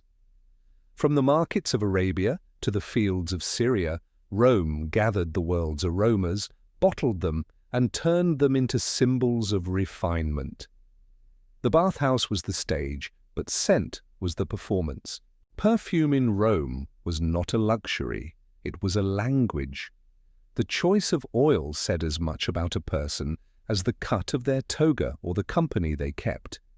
Men favored earthy notes, spikenard, myrrh, cedar, meant to suggest calm dignity. Women wore sweeter blends, roses, saffron, or cinnamon, oils that left traces of warmth in the air long after they had gone. Even slaves, when allowed, rubbed a few drops of the cheapest resin along their necks before serving. In a society obsessed with order and impression, smell was power's softest expression. A clean scent meant discipline, a rich one, influence. Trade fueled this obsession.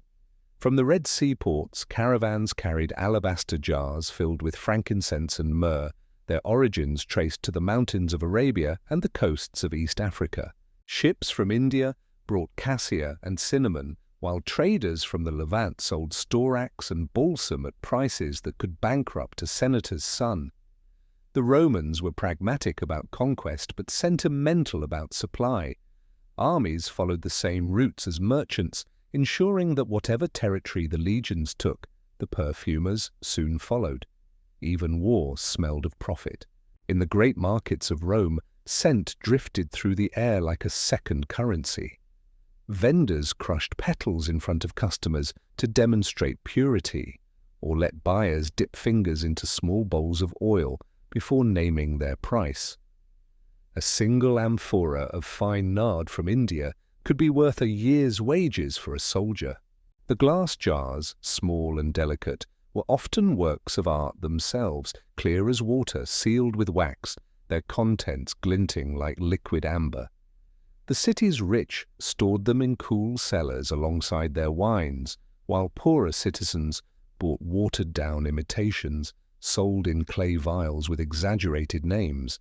Even fakery had its fragrance. Scent became ceremony. Before entering the baths, men rubbed oil into their skin not only for cleanliness but for status. The smell announced them before their words did. After bathing, they would reapply, once to the hair, once to the neck, once across the chest, each touch deliberate, like punctuation in conversation. The wealthy employed unctors, slaves trained solely to prepare and apply oils, their hands moving with the precision of priests. They mixed blends according to season and temperament, warming resins for winter, cooling citrus for summer, heavier spices for love, lighter florals for diplomacy. The body, freshly bathed, became a vessel for performance. Yet this indulgence came with unease. The moralists complained, as they always did, that Rome was losing its edge to softness. "A man should smell of iron, not iris," wrote Seneca, his tone somewhere between despair and envy. The critics accused the city of drowning in its own pleasure, of confusing virtue with vanity, and perhaps they were right. The empire's most refined noses often belonged to men who commanded armies. Generals returned from campaigns smelling of amber oil rather than dust and sweat. The soldier had become the aesthete, the conqueror turned connoisseur. It was a transformation only Rome could have imagined. Perfume had other uses, less noble and more intimate. Lovers left trails of scent as deliberate as signatures. A single drop on a pillow could mean invitation. The lingering aroma on a tunic could betray infidelity. Poets wrote of it endlessly. Ovid described how a lover's fragrance could haunt the senses long after her presence had faded. Martial mocked men who bathed too much, suggesting that no amount of oil could disguise cowardice. To smell beautiful was to risk mockery, but to smell ordinary was worse. The Romans existed in a world where even desire had a fragrance. Behind every amphora of oil lay entire economies of labor. Farmers in Syria harvested resin from balsam trees, slicing bark with knives and collecting sap like tears. In Egypt, workers distilled rose petals in copper cauldrons, their hands burned by the heat. In India, traders packed spices in straw and sealed them with beeswax to preserve their scent on the long sea voyage. By the time these perfumes reached Rome, they had passed through dozens of hands, each one earning a fragment of the profit. The result was a sensory empire, a network of smell that connected deserts, jungles, and coastlines to the marble baths of the capital. Even the temples shared in this trade. Religious rituals burned incense imported from distant lands, filling sanctuaries with smoke that blurred the line between worship and indulgence. The scent was meant to please the gods, but it pleased the worshippers just as much. The same frankincense that curled upward toward Jupiter in the Capitoline temple perfumed the hair of the women who prayed there. Faith and vanity breathed from the same vessel. The divine, it seemed, also appreciated good fragrance. There were moments when the city itself seemed made of scent. During festivals, flowers carpeted the streets. During processions, censers swung from silver chains, leaving trails of smoke behind marching priests. Even the air around the Tiber carried hints of resin from the ships unloading near the docks. To a visitor arriving by sea, Rome would have smelled both human and divine, a mingling of sweat, spice, and sun-warmed stone. It was not a clean smell, but a powerful one, layered with history and ambition. The odor of empire was complex, and Rome wore it proudly. But every addiction has its cost.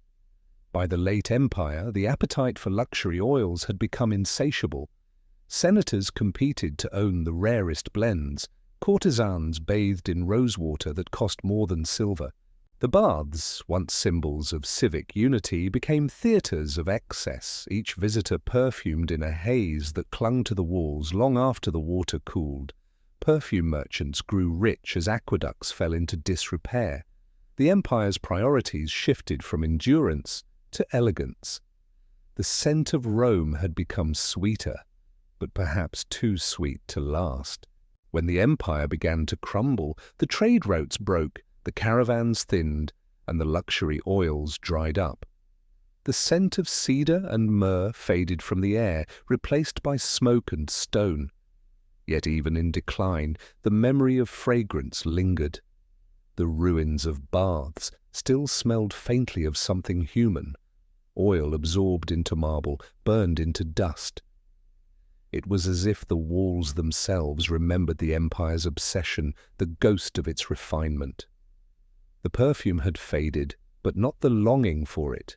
Today, when a bottle of cologne bears notes of myrrh or amber, it carries within it a fragment of that same history, the Roman conviction that to smell good was to exist beautifully. The empire built temples, roads, and aqueducts, but it also built the modern idea of luxury, that the senses, properly indulged, could be civilization itself. And perhaps that was the truest scent of Rome, not the flowers or spices or oils, but the quiet belief that beauty, even fleeting, was worth every conquest. There was no single day when the baths went cold, no moment when a Roman stood in the steam and realized the empire had ended. It happened slowly, like a candle burning out in a vast windowless room, one flame fading, then another, until only the memory of light remained. The aqueducts that had carried water from the hills began to crack, first in the provinces, then in the capital. Stone shifted, channels silted. The water still ran for a while, trickling stubbornly through broken pipes, but its pressure weakened. The baths, those grand lungs of the Roman world, began to breathe less deeply. Outside the city, the world changed. Armies came and went, banners rose and fell. Goths, Vandals, Visigoths, names that sounded to the Romans like echoes of thunder. They were not the barbarians of myth, just hungry and restless people following collapse like scavengers to a feast. But to the citizens of Rome, accustomed to order, they felt like the return of chaos. Roads became dangerous, grain shipments faltered, the empire's edges dissolved into rumour. In the heart of it all, the baths remained, vast, silent, waiting. Their marble floors still gleamed faintly, their pools still held the reflections of clouds passing overhead. They were too beautiful to destroy, too useless to save. The first to go were the smaller neighbourhood balneae. Without water or maintenance, their walls darkened, their ceilings cracked. Fires went out, leaving the floors cold. The laughter and conversation that had once filled them were replaced by wind whistling through empty arches. Then the great Thermae, Caracalla, Diocletian, Titus, followed one by one. The engineers who had known how to tend the hypocausts, how to balance heat and air, had long since vanished or fled. The fires that once fed comfort now fueled survival. Wood burned in hearths, not furnaces. The empire's warmth withdrew into smaller rooms, smaller hearts.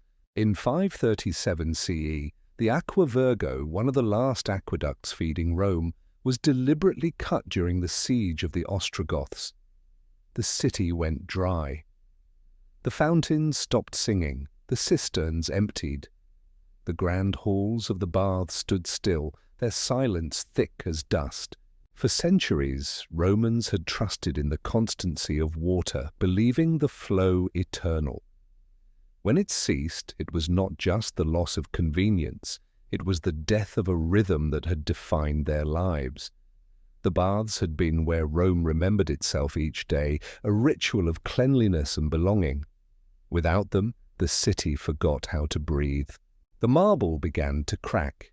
Grass crept between the stones. Birds nested in the niches where statues once stood.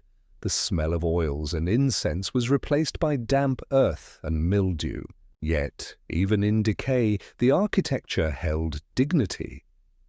The domes and arches remained upright, their proportions still perfect, as if defying ruin through geometry alone. The sunlight that poured through the broken roofs revealed a different kind of beauty, fragile, unkept, honest. The baths had become ruins, but they were not dead. They were dreaming. People still wandered through them. Pilgrims and beggars found shelter under the arches. Merchants stored grain where the caldaria once steamed. In winter, fires burned in the empty pools, filling the air again with smoke. The baths became a different kind of gathering place, one for survival rather than leisure. The walls, built to contain laughter, now echoed with the murmurs of prayers. What had once been luxury became refuge. The empire's monuments had turned into its shelters. When the invaders came, they stripped the baths of their riches. The marble was pried from the walls, the bronze fittings melted down, the statues carried away or broken. Yet even the looters hesitated before the sheer scale of what they entered. Some called these places haunted, others thought them holy. The ruins felt alive, as if the heat that once radiated through the floors still lingered, trapped in the stone. For centuries, travelers would stand among the shattered columns and feel a warmth that had no source, a ghost of the fires that once burned below. As the Western Empire fell, the eastern half in Constantinople tried to hold the old ways alive. There, baths still functioned, smaller but elegant, their steam rising beside the domes of churches. Yet even there, the culture of bathing began to shift from ritual to rarity. Christianity had changed the meaning of cleanliness. The body, once celebrated, became suspect.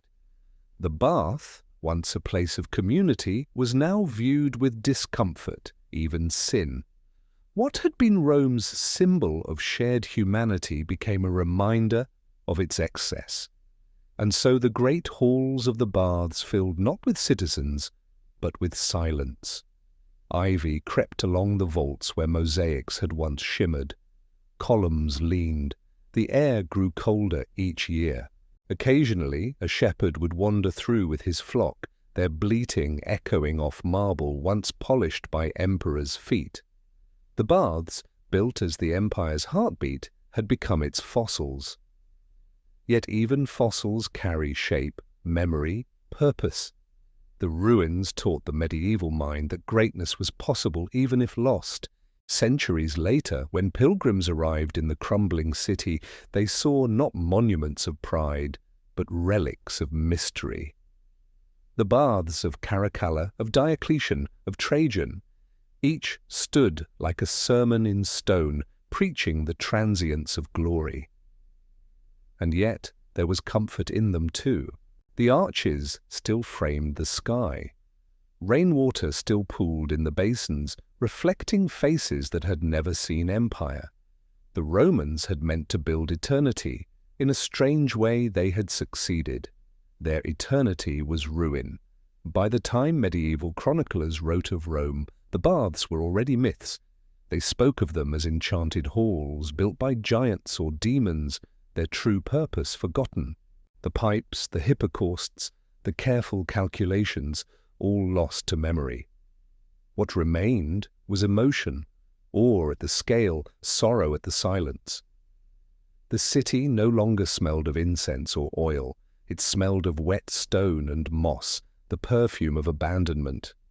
The empire's heat had faded, but its shape endured, proof that beauty, even broken, still commands reverence. When the water stopped, the baths became mirrors for what Rome itself had become, vast, cracked, silent, but unwilling to disappear. The empire had collapsed outwardly, but its architecture kept breathing inward, holding warmth in the cold. It was as if the city itself refused to exhale its final breath.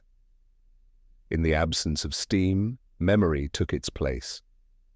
The echo of dripping water became the empire's last voice, a slow, rhythmic reminder of everything it had once known: motion, connection, comfort, and control. The Romans had believed their baths would outlast them. In a way, they were right.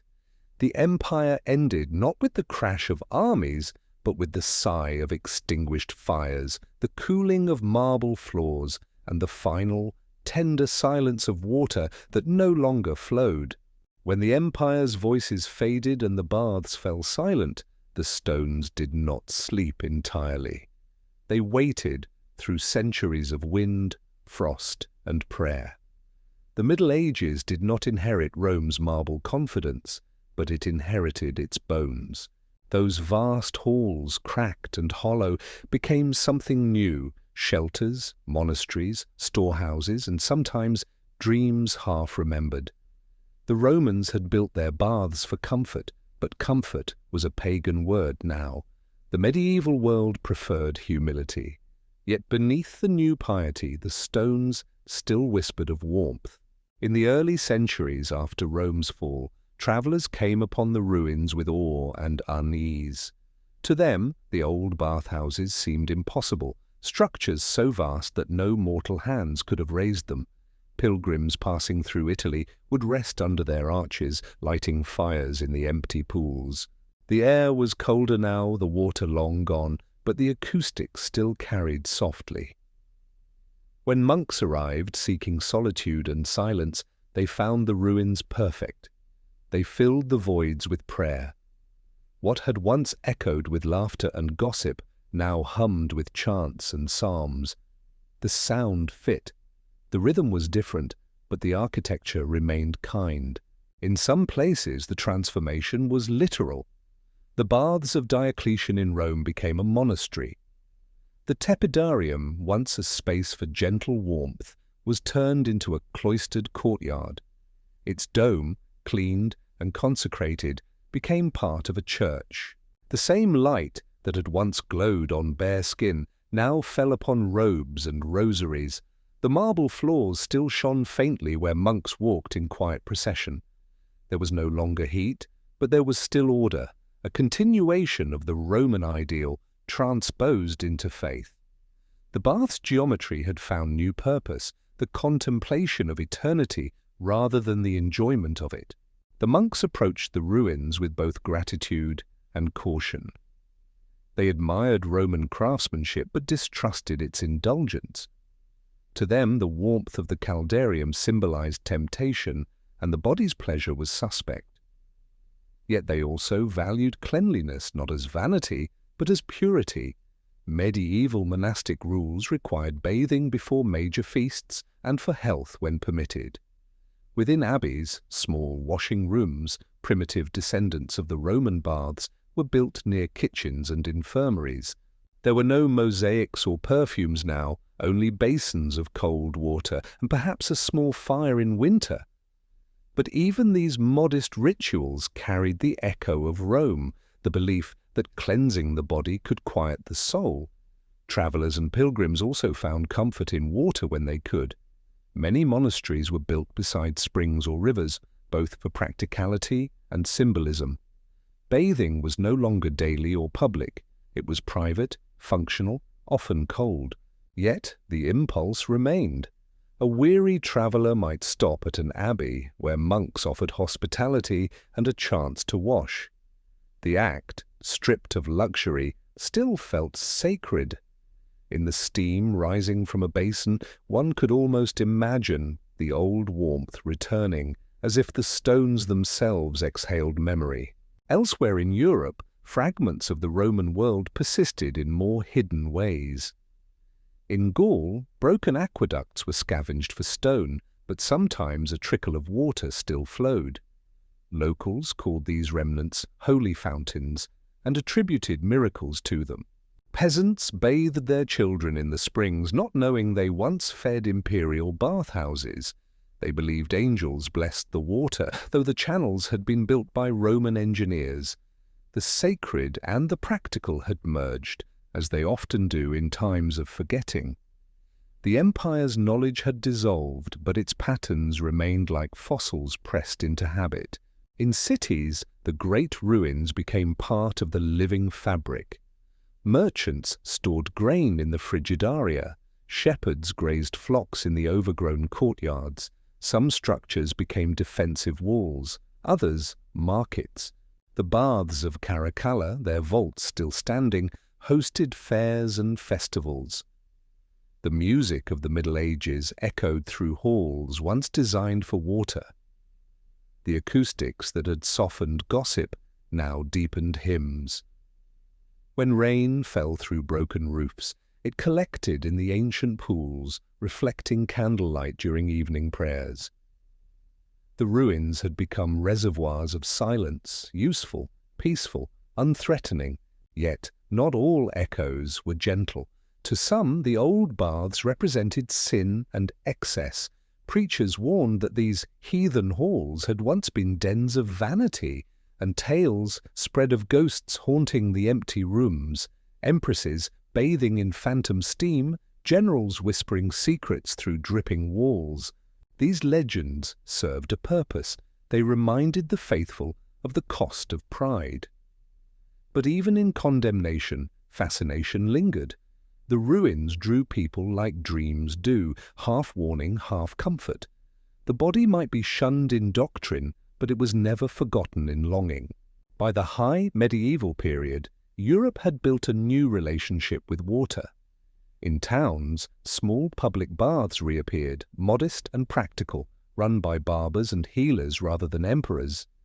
They were often built near natural springs or within the remains of Roman structures. The line between cleanliness and cure blurred again. People came not to luxuriate, but to heal, to soak in hot mineral water, to ease aches, to find relief from fevers. These new bathhouses were humble cousins of the thermae, but they carried forward the same instinct, to make peace with one's own body, even briefly. Monasteries, too, preserved fragments of Roman hygiene in their rituals.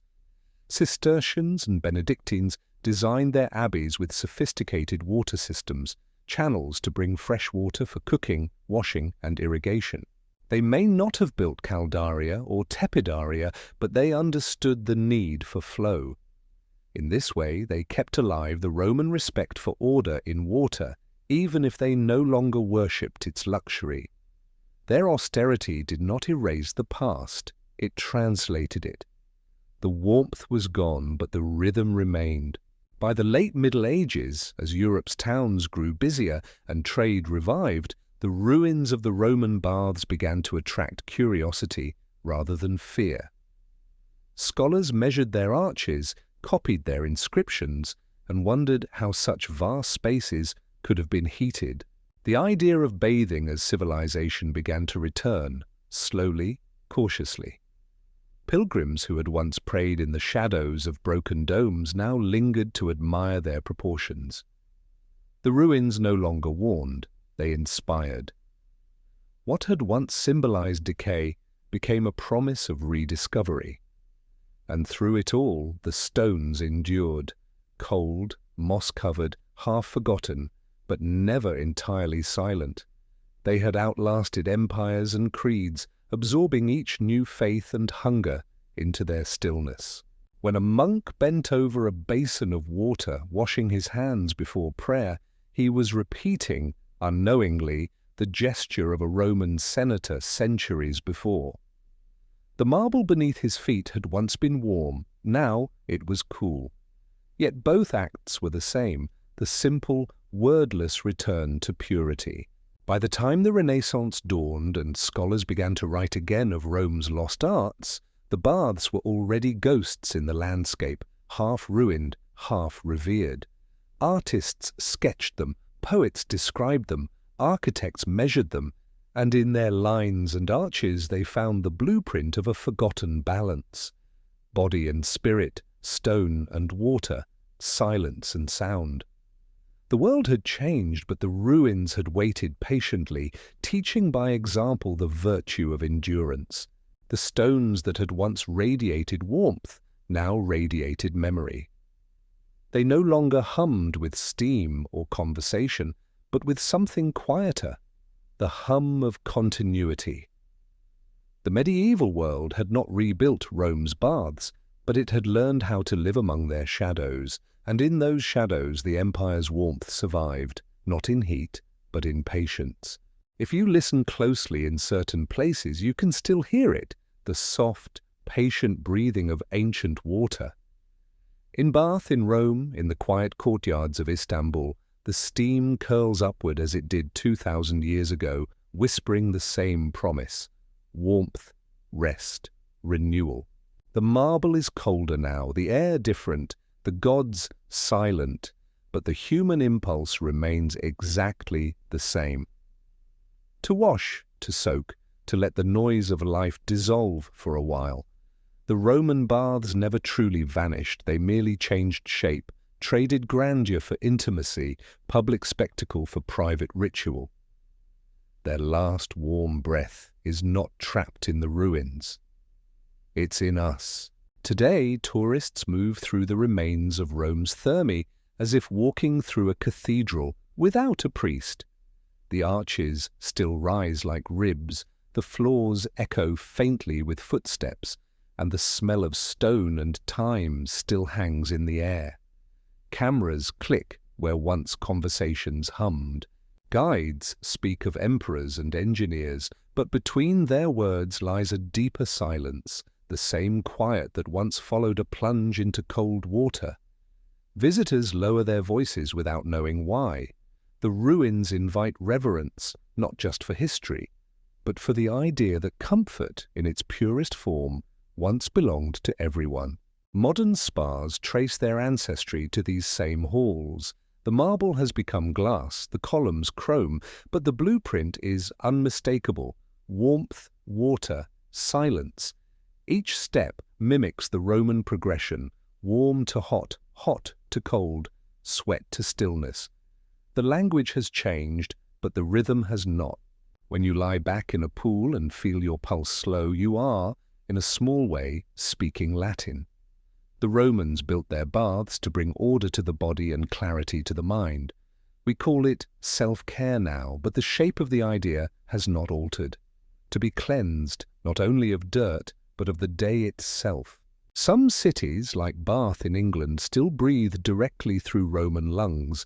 There, beneath Georgian facades and modern shopfronts, the ancient spring still bubbles, mineral-rich and constant.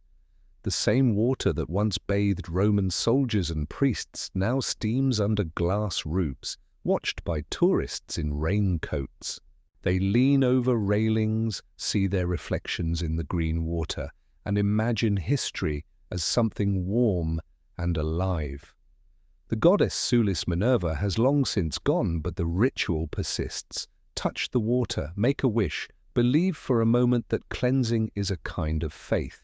Even the word spa comes from these roots, from the Latin phrase sanitas per aquam, health through water. The Romans might have smiled at our luxury hotels and scented candles, our curated playlists of calm. Their idea of bathing was more public, more social, but the intention overlaps. They understood, perhaps better than we do, that rest was not idleness. It was maintenance. A well-ordered citizen needed time to dissolve, to float, to forget. The baths were not distractions from life, they were its punctuation. We have changed the tone, but not the grammar. In every shower, every plunge pool, every bath drawn at the end of a long day, there is a faint echo of those ancient rooms. We still chase warmth when we are cold, still let water undo the stiffness of our hours. We light candles, add oils, dim lights, tiny gestures of control against chaos. The Romans did the same with mosaics, perfumes, and marble. The tools differ, the desire does not. What they called luxury, we might call therapy. What they built as architecture, we build as habit. Each time a hand dips into water and lingers, we complete a circle begun 2 millennia ago. The legacy of the Roman baths also lingers in design and imagination. Architects study the symmetry of the old caldaria, the proportions that balanced grandeur with calm. Museums imitate their openness, vast rooms that feel both public and personal. Even libraries owe them something, the quiet order of space, the reverence for reflection, the warmth of enclosure. The Romans taught us that architecture could soothe, that a building properly shaped could hold emotion. When you step into a tranquil room and feel your heartbeat slow, you are standing in a descendant of the Thermae. But perhaps the truest legacy is not physical at all. It's the idea of the shared body. The Romans bathed together, not to flaunt or impress, but to belong. The baths erased class for a few hours each day. Senators, soldiers, and slaves might share the same pool, the same water, the same breath of steam. The empire's divisions dissolved literally in the heat. Today we call such moments connection or mindfulness. The Romans called it routine. In our world of screens and solitude, the echo of that shared rhythm feels almost radical. Yet, as with all things Roman, the beauty was tangled with contradiction. Their baths were built on conquest, supplied by slaves, and sustained by empire. To admire them fully is to acknowledge that comfort and cruelty have always shared a thin wall. Modern wellness, too, carries echoes of privilege, the spa as luxury rather than necessity, tranquility priced by the hour. But perhaps that awareness deepens the inheritance rather than spoils it. The baths remind us that civilization has always been a balancing act, between indulgence and empathy, between solitude and society, between heat and silence. When modern visitors stand before the ruins of Caracalla or Diocletian, what they often feel is not grandeur, but gentleness. The wind through the arches sounds like exhalation. The light spills softly across broken stone. The baths no longer promise pleasure, they offer perspective. You can almost imagine the last bathers stepping out, wrapping themselves in linen, and pausing at the threshold to look back, sensing that something enormous was ending. Perhaps they, too, felt the air cool around them, the last warm breath of an empire fading into history, and still the ritual goes on. In every culture, in every century, people have kept the same rhythm alive. The Turkish hammam, the Japanese onsen, the Finnish sauna, all are descendants of that Roman dream. The settings differ, the prayers change, but the gesture endures, to enter warmth, to release the weight of the world, to emerge lighter. Civilization, it seems, cannot exist without steam. So if, tonight, you find yourself drawing a bath, watching the water rise and the room fill with mist, know that you are not alone. You are standing in a line that stretches back through time, through emperors and slaves, monks and travelers, through ruins and silence and rediscovery. Every drop that falls from the tap is ancient in spirit, every sigh a reminder that the Romans built not just for their age, but for ours. The last warm breath of Rome isn't trapped beneath marble or lost in ruin. It drifts quietly wherever water meets skin, wherever stillness finds a home.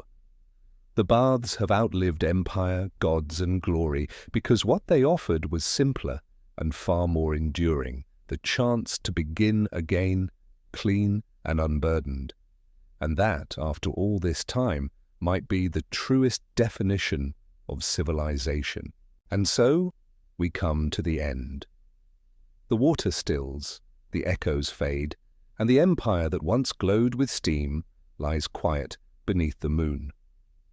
What remains are only small things: the ripple of memory, the scent of warmth, the faint whisper of human hands that once built comfort out of stone. You've traveled with them across centuries, through ruins and reflections, through the rise and cooling of a world that never really disappeared. So let the story settle now, let the marbles sleep, let the past rest. And as the last warmth fades, may you drift softly into the quiet. Good night.